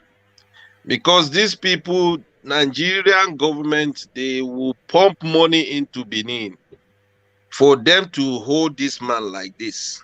Do you think they'll just assassinate him? Do you think they will do that? No, they won't do that. Hey, they will never do that because of the Yorubas who are based in that country. They would never do that. But for Sunday, for him to come out and walk freely. Why is your phone ringing, James? You have no friends now. Why are you pretending? Is that you pretending like you have friends? Maybe they didn't pay him completely. So one man. Okay. I'm James's only friend, and I'm on the screen. So why are you using phone to pretend like? But carry on, engineer. So back to our brother Sunday Igboho. I must be honest to you. The only thing that will save that guy is prayer, because Nigerians will pump Nigerian government. They have the money. They have the money which they don't want to develop the country. Rather, they will use it to be targeting. You see what is emerging out of this Sunday Igboho situation is a straight fight. This is Yoruba versus Fulani now. This is what is playing out. Yeah, exactly. I'm sorry, engineer, please. There's something you need to understand. One man, nothing go happen to Sunday Igboho. They get something where I just want you to know. Just put it in mind. You will say, and I'll wait till I tell you. There's something you need to understand. Yoruba, they are more united than Igbo in terms of Nnamdi Kanu and Sunday Igboho. Even though say Sunday Igboho insult some of them, still yet they will never allow make the federal government take on like that easily. But there is Igbo politician, not that Igbo, they are very united. Do not say, even for the community from there, they are very united. But when you come to in terms of leadership from Igbo, is 0.5%. The leaders don't have. They are very easy to. There's one thing where there's one man from Middle Belt.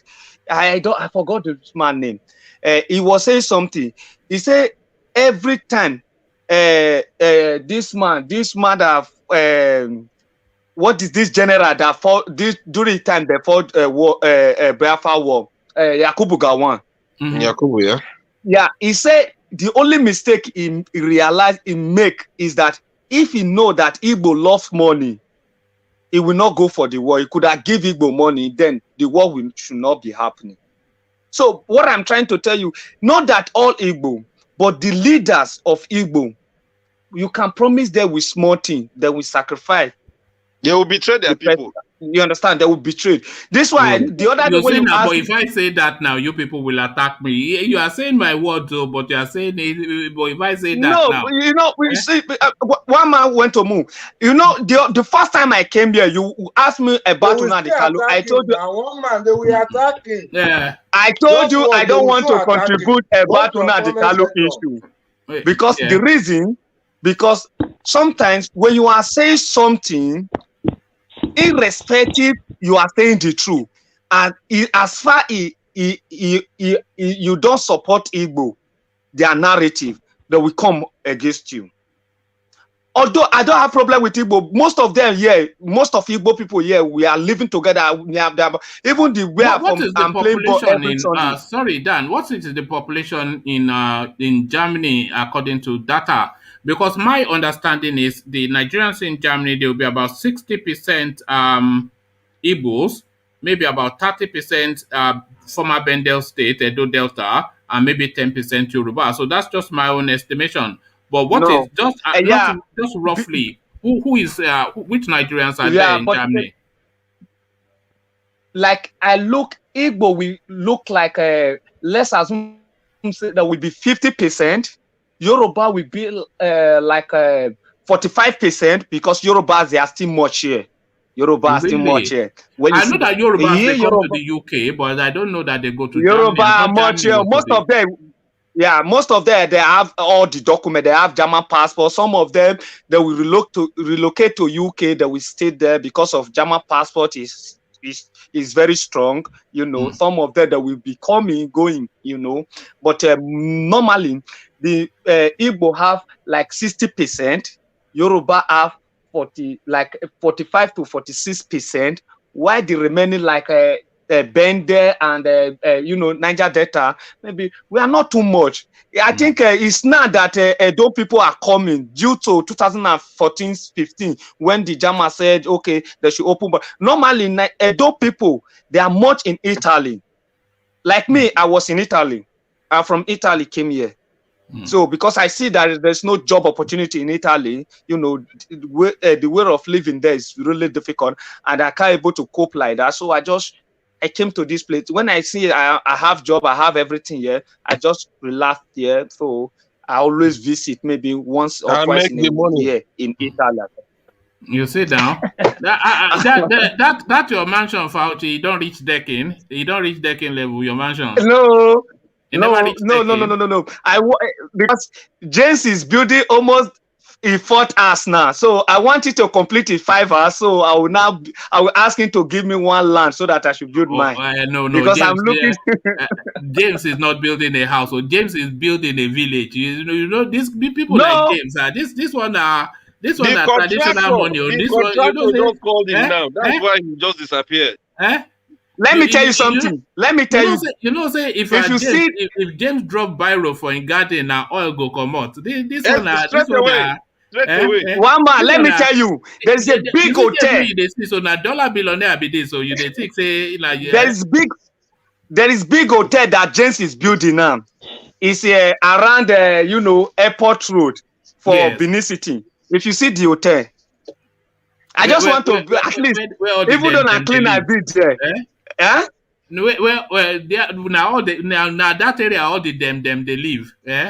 All the movers and shakers. I even a beg and phone number, no one give me. Don't worry, James. Don't worry, I'll track James down for you. But I will take commission, but I'll track James down for you. Okay, let's hear from Alexander, who never really stays with us for too long. He just shows up and then he disappears. Alexander, good to see you. We were talking about some of the data that is just emerging out of the Nigerian space, and then we digressed a little bit. So what the World Bank are saying is that unemployment in Nigeria is the highest it has ever been ever. GBAJABIAMILA is telling us that the country is more insecure than ever before. And Sanwo Olu is telling us that there are secret covert rescue missions, rescue operations being perfected quietly and privately with regards to Sunday Igboho. So your thoughts on those, Alexander? Good to see you. Hello, good morning to everybody over here from Houston. Good afternoon. Good afternoon, sir. Unemployment rate 46 amongst guys, 45, 40 amongst women. I'm not surprised. That's why the poverty level in Nigeria is so high.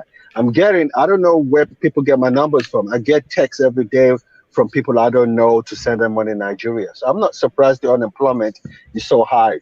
Where's the investment coming from? No investors are coming into Nigeria right now.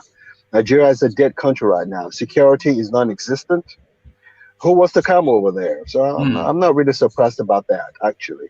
I'm sorry to hear my people are going through what they're going through, but we have a failed government, and we shouldn't expect anything better than what we're seeing right now. And I like you always say, I don't know how this is going to be resolved, because the new administration coming in is not going to find it easy to overturn the fortunes of Nigeria. No, they're just going to carry out the funeral rites for that country. Whoever comes in next, they're just going to bury the country, just put it in a coffin and have a ceremony. But I'm saying that if this data, if it's anywhere near accurate, if this data was anywhere near accurate, 46% male, 40% female, then I'm saying that the country is at that point now that even the guns will not be able to be enough to hold these people back anymore. You know, it's the beginning of the end. It's a I said that last time I came on your show. It's the beginning of the end of Nigeria as we know it today. Unfortunately, that's the realization, and we have to get used to the idea that Nigeria, in not so distant future, is going to be a thing of the past. You can't hold it anymore. The country is in tatters. You know, it's a failed state in every category. So hey, that's the end of Nigeria, the most powerful country in the world. I knew Nigeria when Igbo people used to open doors for us in the late 70s and early 80s. And I can't believe what we're going through right now. But for the fact that Nigeria is the richest black nation in the world, the suffering would have been much worse and more apparent a long time ago. You know, people stealing billions of dollars on a regular, that would tell you how bad the economy has sunken into. Do you know what I mean? And the thing is, the average state governor over the course of however many years, they are dollar billionaires. So this guy, Davido, he is always going on American television to tell you that his father has well in excess of $800, $900 million wealth. So he's just an average. So if you use him as a benchmark, right across the board, Okorocha will be a dollar billionaire. Tinubu, a dollar billionaire several times over. El Rufai, a dollar billionaire. Miamala Buni, a dollar billionaire. Every single one of them, a dollar billionaire. So it's just, this is what led us to this place, you know, just the endless, mindless looting. Yes, it's very sad. It breaks my heart. It breaks my heart to see the younger generation Nigerians going through what they're going through right now. The average girl from a decent family is a glorified prostitute because they have to survive. You know, they have to fix their hair, they have to buy clothes and all that. How do you get the money? Sleep with old rich men to do that. I mean, it's so sad. I mean, even what we were known for, education. You know, the people who are college graduates today can't even. Oh, sorry. Carry on, Alexander.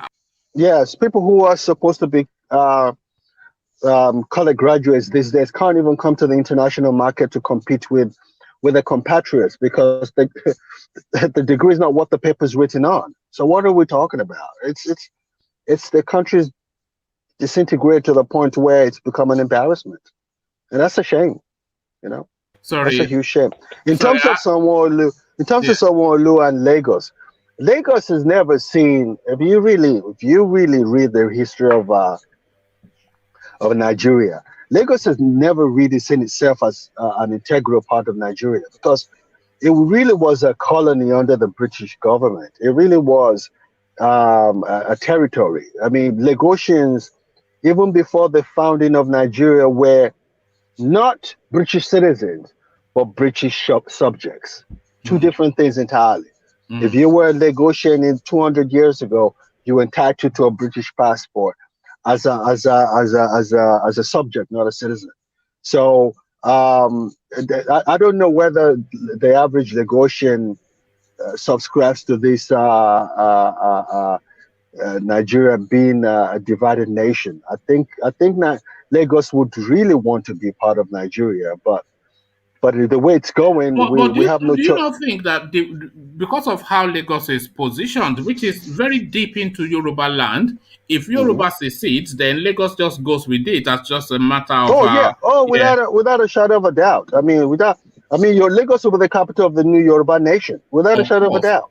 Of course. Without a shadow, it's but the people have.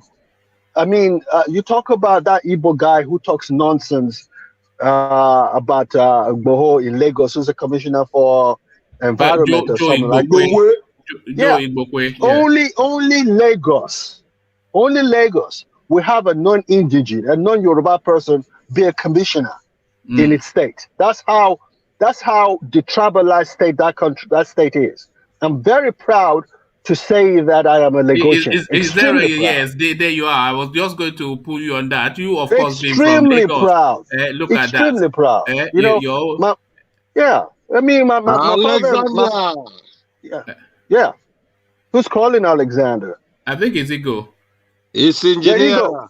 Engineer, yes. Alexander, of course, is a Lagosian, so he's so you have to look at that whenever he's talking about Lagos. But what man? You man, I am a Lagosian. You're a Lagosian too. You speak and I hear the Yoruba in you. You are proud Lagosian. You've been through everything I've been through. Your people might be from Oyo, but you were raised in Lagos. You go to Leventis after leaving high school in Maryland to go buy comics. I read that. I saw you say that yesterday. Oh yeah, no. I was just trying to paint. Because people of Dan's generation, you've heard what Dan has to say, and I was just trying to tell somebody of Dan's generation that there was once in Nigeria that was a delight, and I'm sure you can tell those stories too. Stories of just you are even telling it now, a grand place, where it was elegant and just a delightful, Yeah, a place where there were no gates. It wasn't, the community weren't gated. You go into compounds, just moving into the next house. You didn't have a barrier. That's the Lagos that I knew in the early 70s. The whole thing has changed. I remember when I went to Nigeria for the first time in a long, long time, I couldn't get into my mother's subdivision. I didn't know how to get in because there were gates all over the place. And this was in the 80s. You can imagine what Nigeria is right now. It's very sad. I'm heartbroken. I really am. Yeah. I mean, we used to, back in the days, Sally B would say, and I think Sally B might be a little bit, my generation a little bit younger. I remember back in the days as a Nigerian, you work with pride in London. We were compared to Arabs. There were neighborhoods that would advertise in London back in the days. Yes, there were neighborhoods, Golders Green, St. John's Wood, Hampstead, exclusively for Arabs and Nigerians. Why are we like this these days? Because the people on top have stolen all the money. There's no hope for the people. People are disenchanted. I mean, this is so sad. What happened? What happened?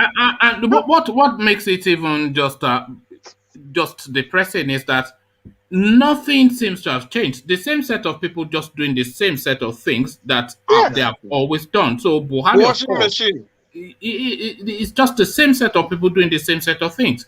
They are looting and they are killing. This is what they have always done, and still today, this is what they continue to do. And someone said, I don't know, I think it was Rational Mind, or someone said it, I think it was yesterday. Buhari is not exactly the smartest man in the world. He doesn't have what it takes to rule over a country like Nigeria.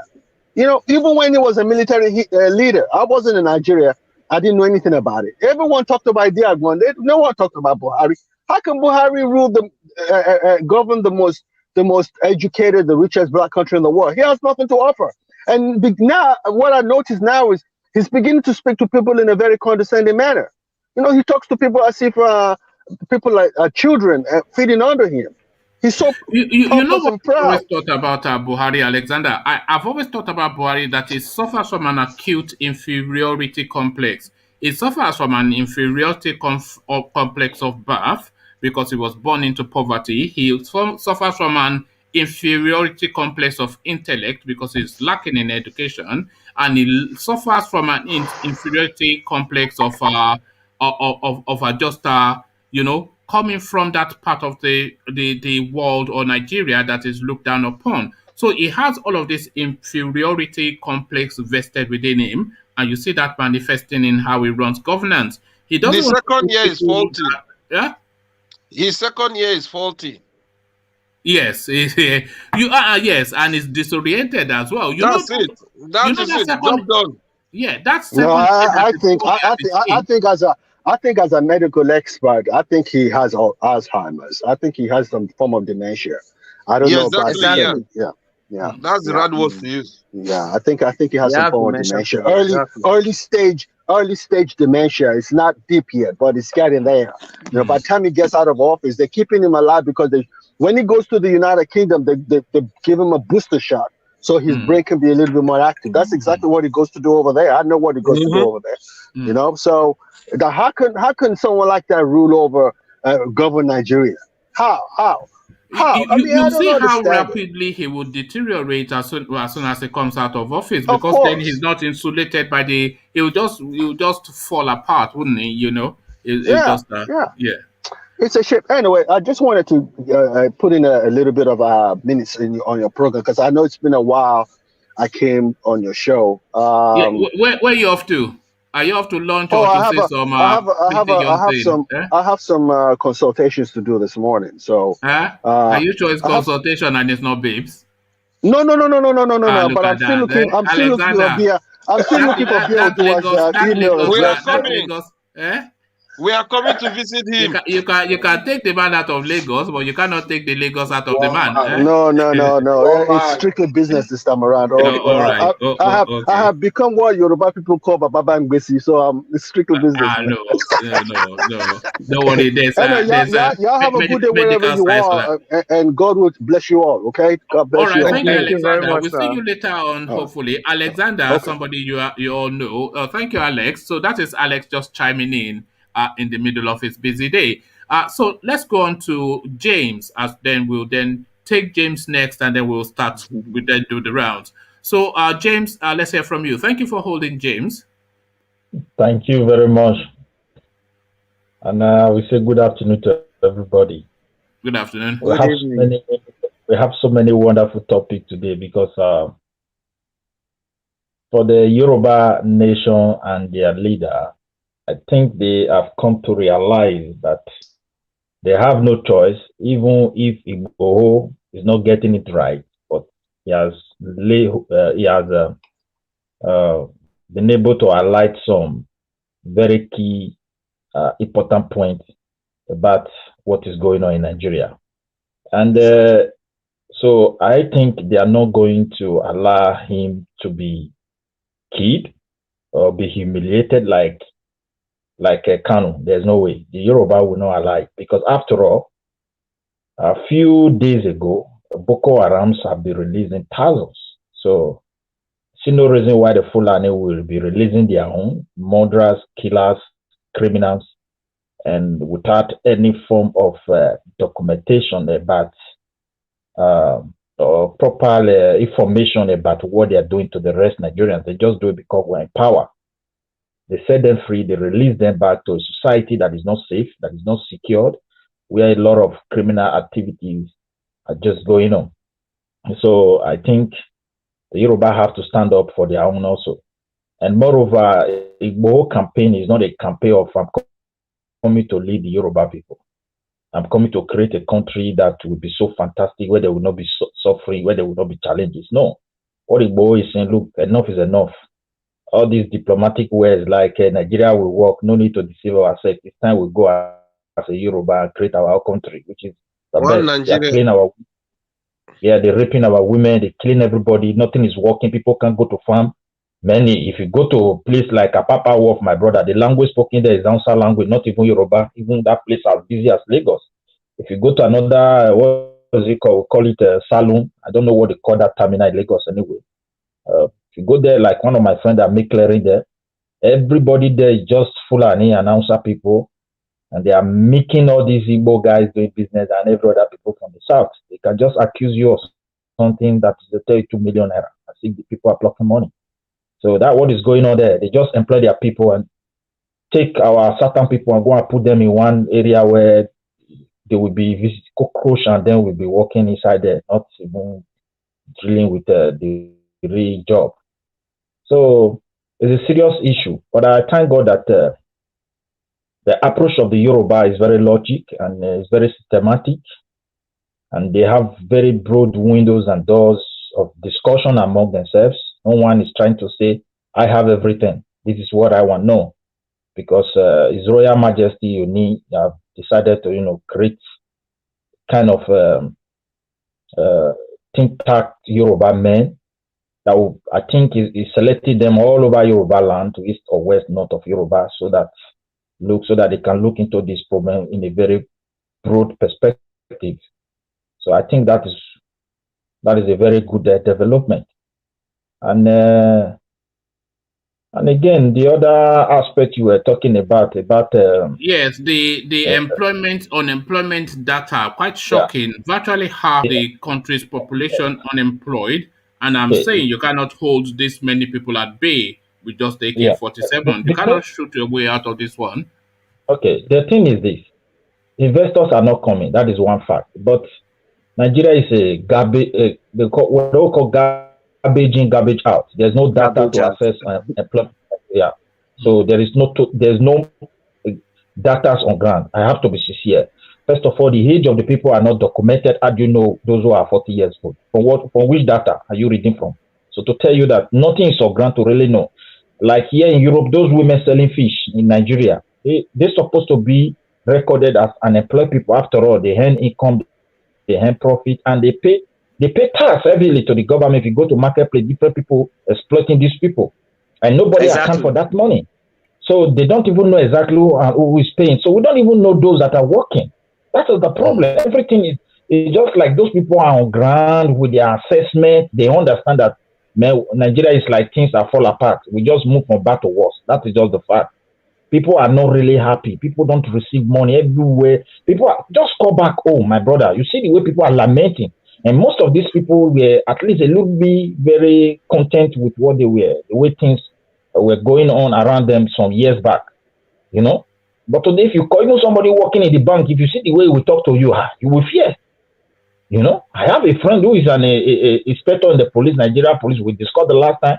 He told me, my brother, my salary, if you manage to pass 2 weeks, no way, only 2 weeks, food don't finish. Now my wife, if not, but I strong, now this everything don't dry. So he now said, what about those that are not working? How are you then? And I'm sure your friend is an honest man, so I'm not using your friend especially, but how are you then able to ask that policeman that is saying that his salary does not even meet his expenses up to 2 weeks? How are you then asking him not to take bribe? What voice are you using to ask him not to take bribe? A policeman that you have put. This is a childhood friend, so even if he's collecting bribe and everything, the truth of the matter is this. A bribe is not part of our culture. Just like the way we're saying something, I told you spray money is not our culture. Those early elite politicians who were having access to this accounted for money, they were having access to the treasure of the country, laying hold of the wealth of the country. Gradually, I think we end up in this very big mess. They were the first that started it. If you are driving a car on the highway today in Nigeria, all you have to do is just to have some good in your pocket, you give to police. That's not our culture. So let us be sincere. If you look at what we practice today, all these things came as a result of this high level of corruption. Our youth are grown up. They don't even know how we used to live. The good days at all. They don't even have idea. Children growing up in Benin today don't know what is called pipe water. I'm telling you, everybody drink boiled water. In my days, there was water that was flowing from water board. We don't do borehole. And even the borehole, the water they are sucking, I told somebody, look, every day from Delta State, they are drilling the oil. In Edo State, they're sucking our gas. We are also drilling the water. We don't even know how many years it took this water to settle below this soil surface. So one day we will be witnessing earthquake. It's very obvious because nothing is holding the ground. These are not the water we're supposed to be drinking, to be frankly speaking. We have enough rainwater to store, to purify. We have a lot of water that we are being wasted every day to even farm from our rivers and every yet we drill the one from Venezuela because that is the only water we deem to be purified for drinking. You know? So if you look at the situation we are just, as Alexander said, the situation is very, very bad. Nothing is no matter how positive you are, no matter how patriotic you are, no matter how optimistic you are, if you look at the realities of the Nigerian situation, it will depress you. There's no because there's nothing that you can hold as a hope for the future. There's nothing you can hold on to say, let me hold on to this one as hope for the future. There's nothing. It's just look at it now. You will come at it from one angle. It's just depressing narrative. Dan will tell you from another angle. It still ends up in depressing. And engineer is just there's just nowhere you look that you can say this is where hope is in that space. Exactly. There's no hope. It's a hopeless country. The only hope for me, the only hope that is coming out is in the hands of the Yorubas. Because I think, thank God, there is a sense. Yeah, but that hope is breaking up, isn't it? It's not rescuing Nigeria. It's breaking up. No, the hope from the Yoruba is being activated now.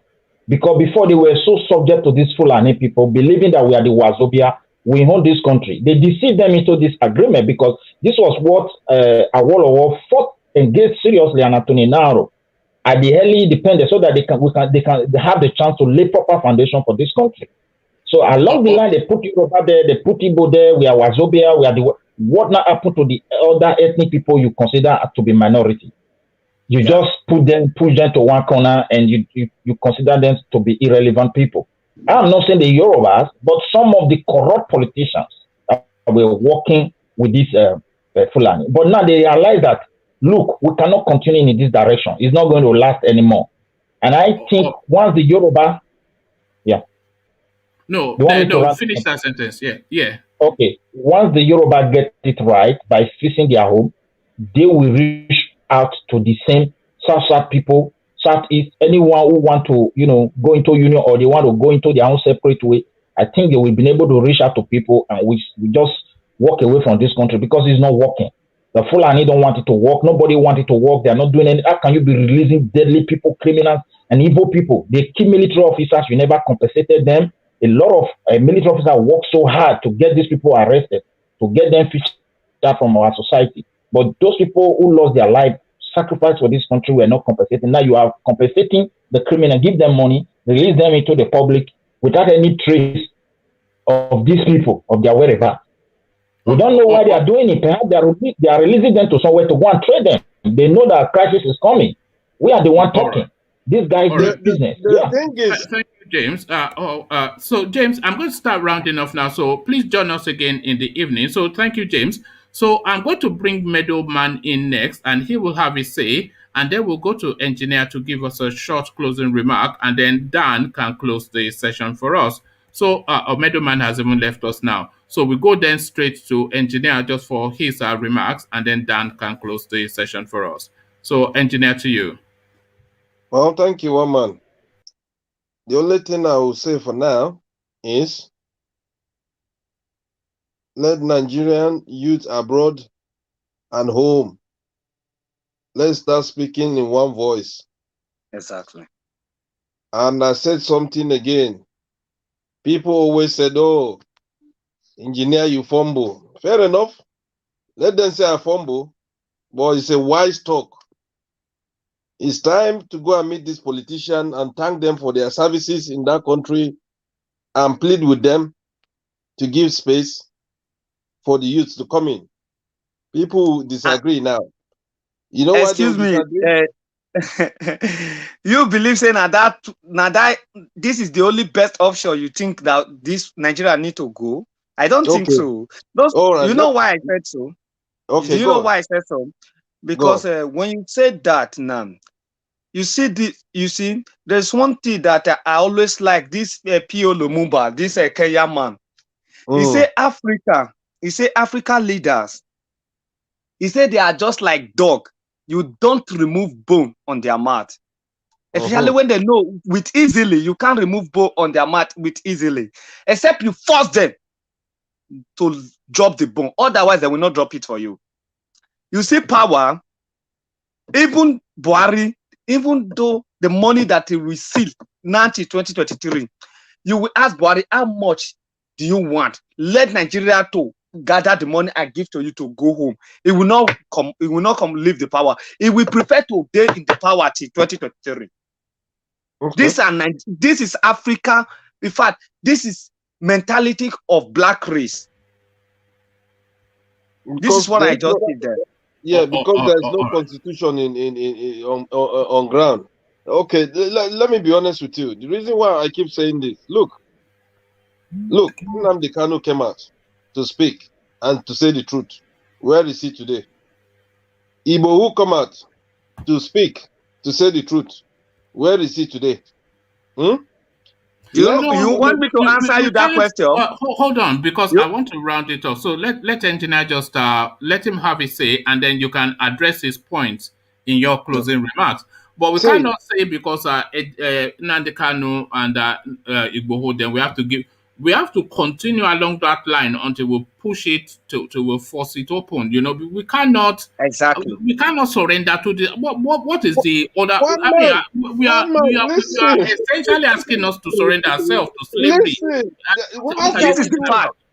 If you have your children, will you go and put your life at risk that you know your children will suffer?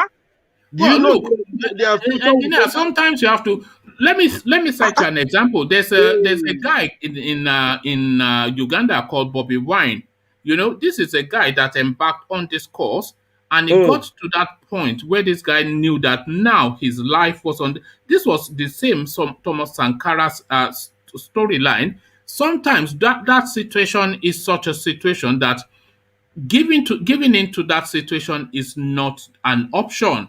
So changing that situation then is something that must happen by however and whatever means. Because what are you saying? We are going to be going to BUHARI to beg him, and then he will put his feet on our neck, and then we will be rolling on it. We will be there. Yeah, this is the fact. We cannot be like that.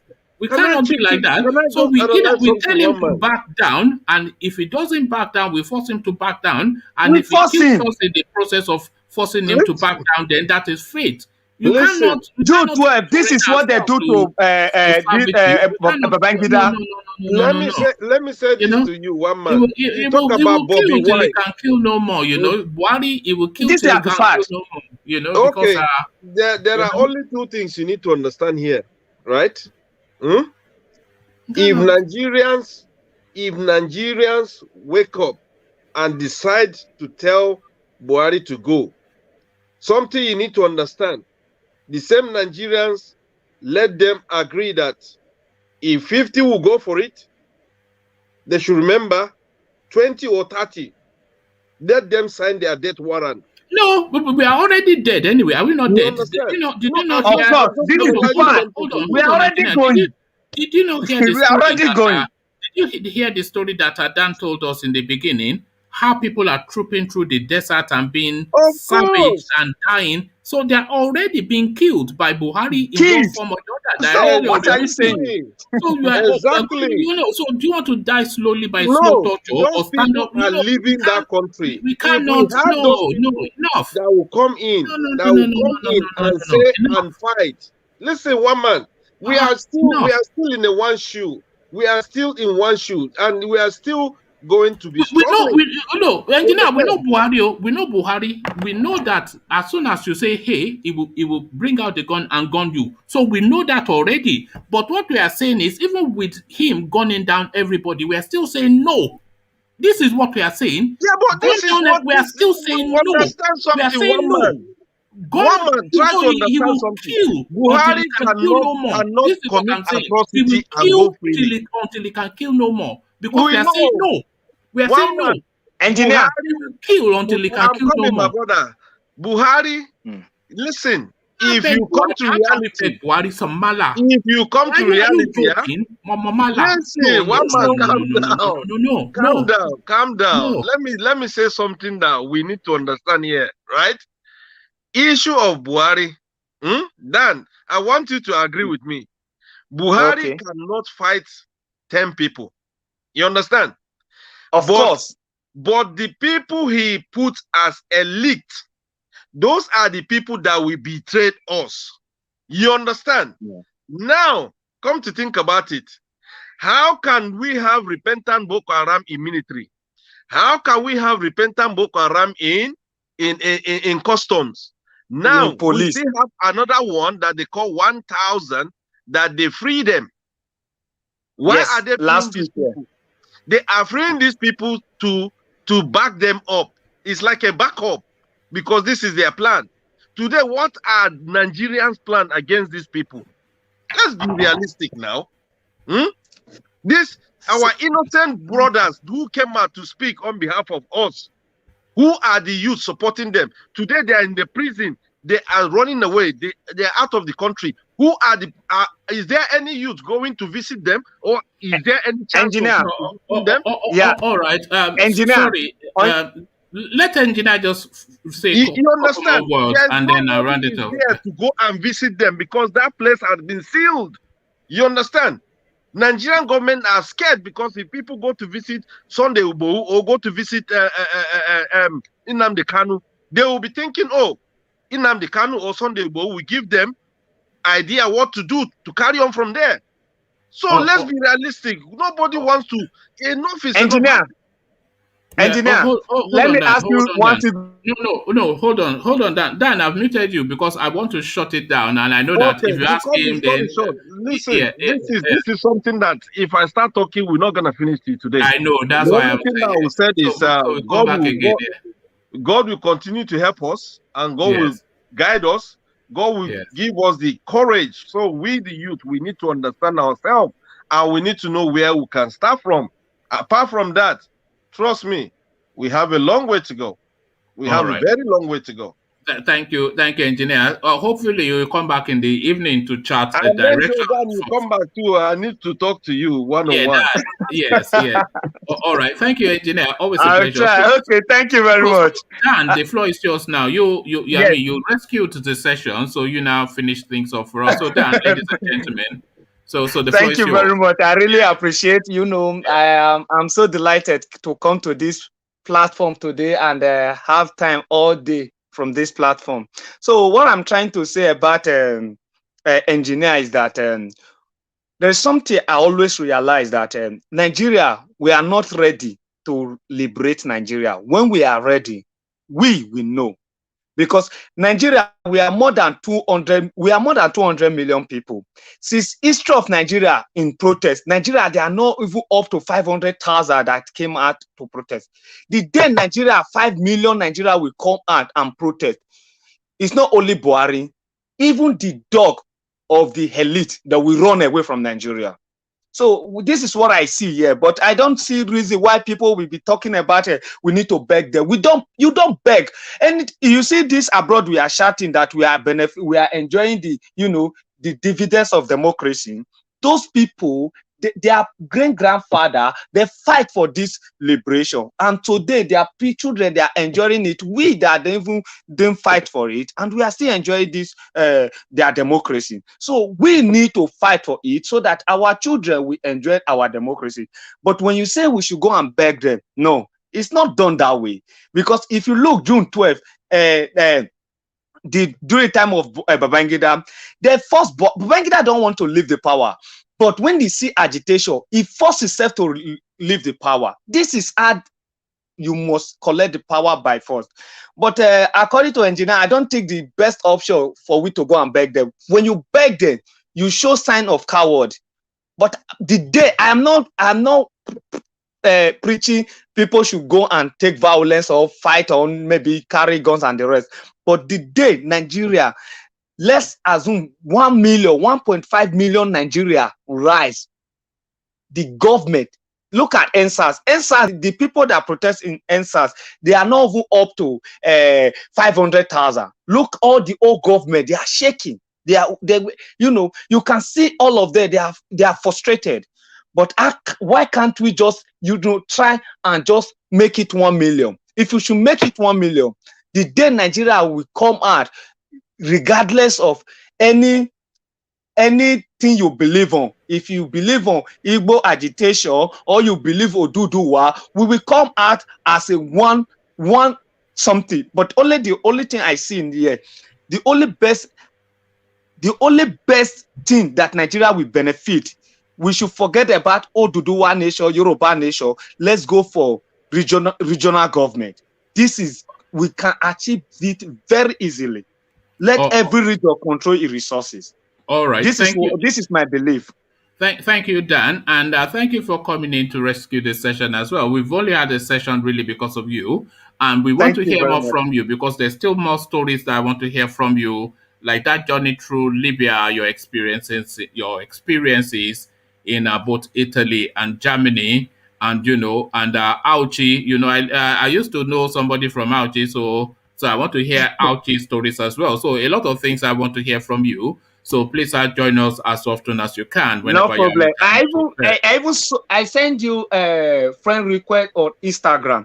I'm the one that's MD Ibrahim. I'm the one that sent you. I know. Yeah. I saw it. Yeah. Go on. Yeah. Yeah. No problem. I'm listening to you. No. You finish your sentence so that I can.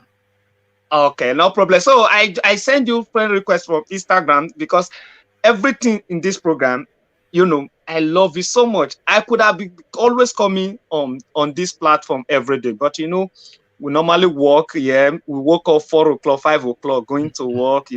Someone need to. Sometimes I will be playing your program. Sleep will take me off. Yeah. No, it's good. This is what I recommend to people. They should be part of their bedtime routine rather than listen to some noise making. Just listen to the program as you go to bed. So thank you, Dan. A pleasure. Dan is not a new face, of course. We've met Dan before, and every time we meet him, we delight in his company. So thank you, Dan. And that has been the session then. So Dan rescued the session. But as he's regaled us with stories of Libya and his thoughts on politics and everything in between. Alexander made a pit stop as well just to say hello, and then the usual crowd, engineer, Ego, James, etc. So that has been the session. Nigeria now half the population unemployed. What does this mean? Is enough to take to drink? The keggers brought us in, and the keggers to take us out. So to the keggites, here I say, peace. Water, only water.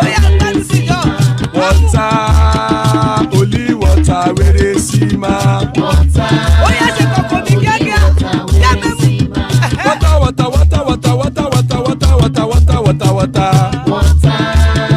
Only water. Where they see ma. Hapa o naido. Hapa o naido. Hapa you don't come o.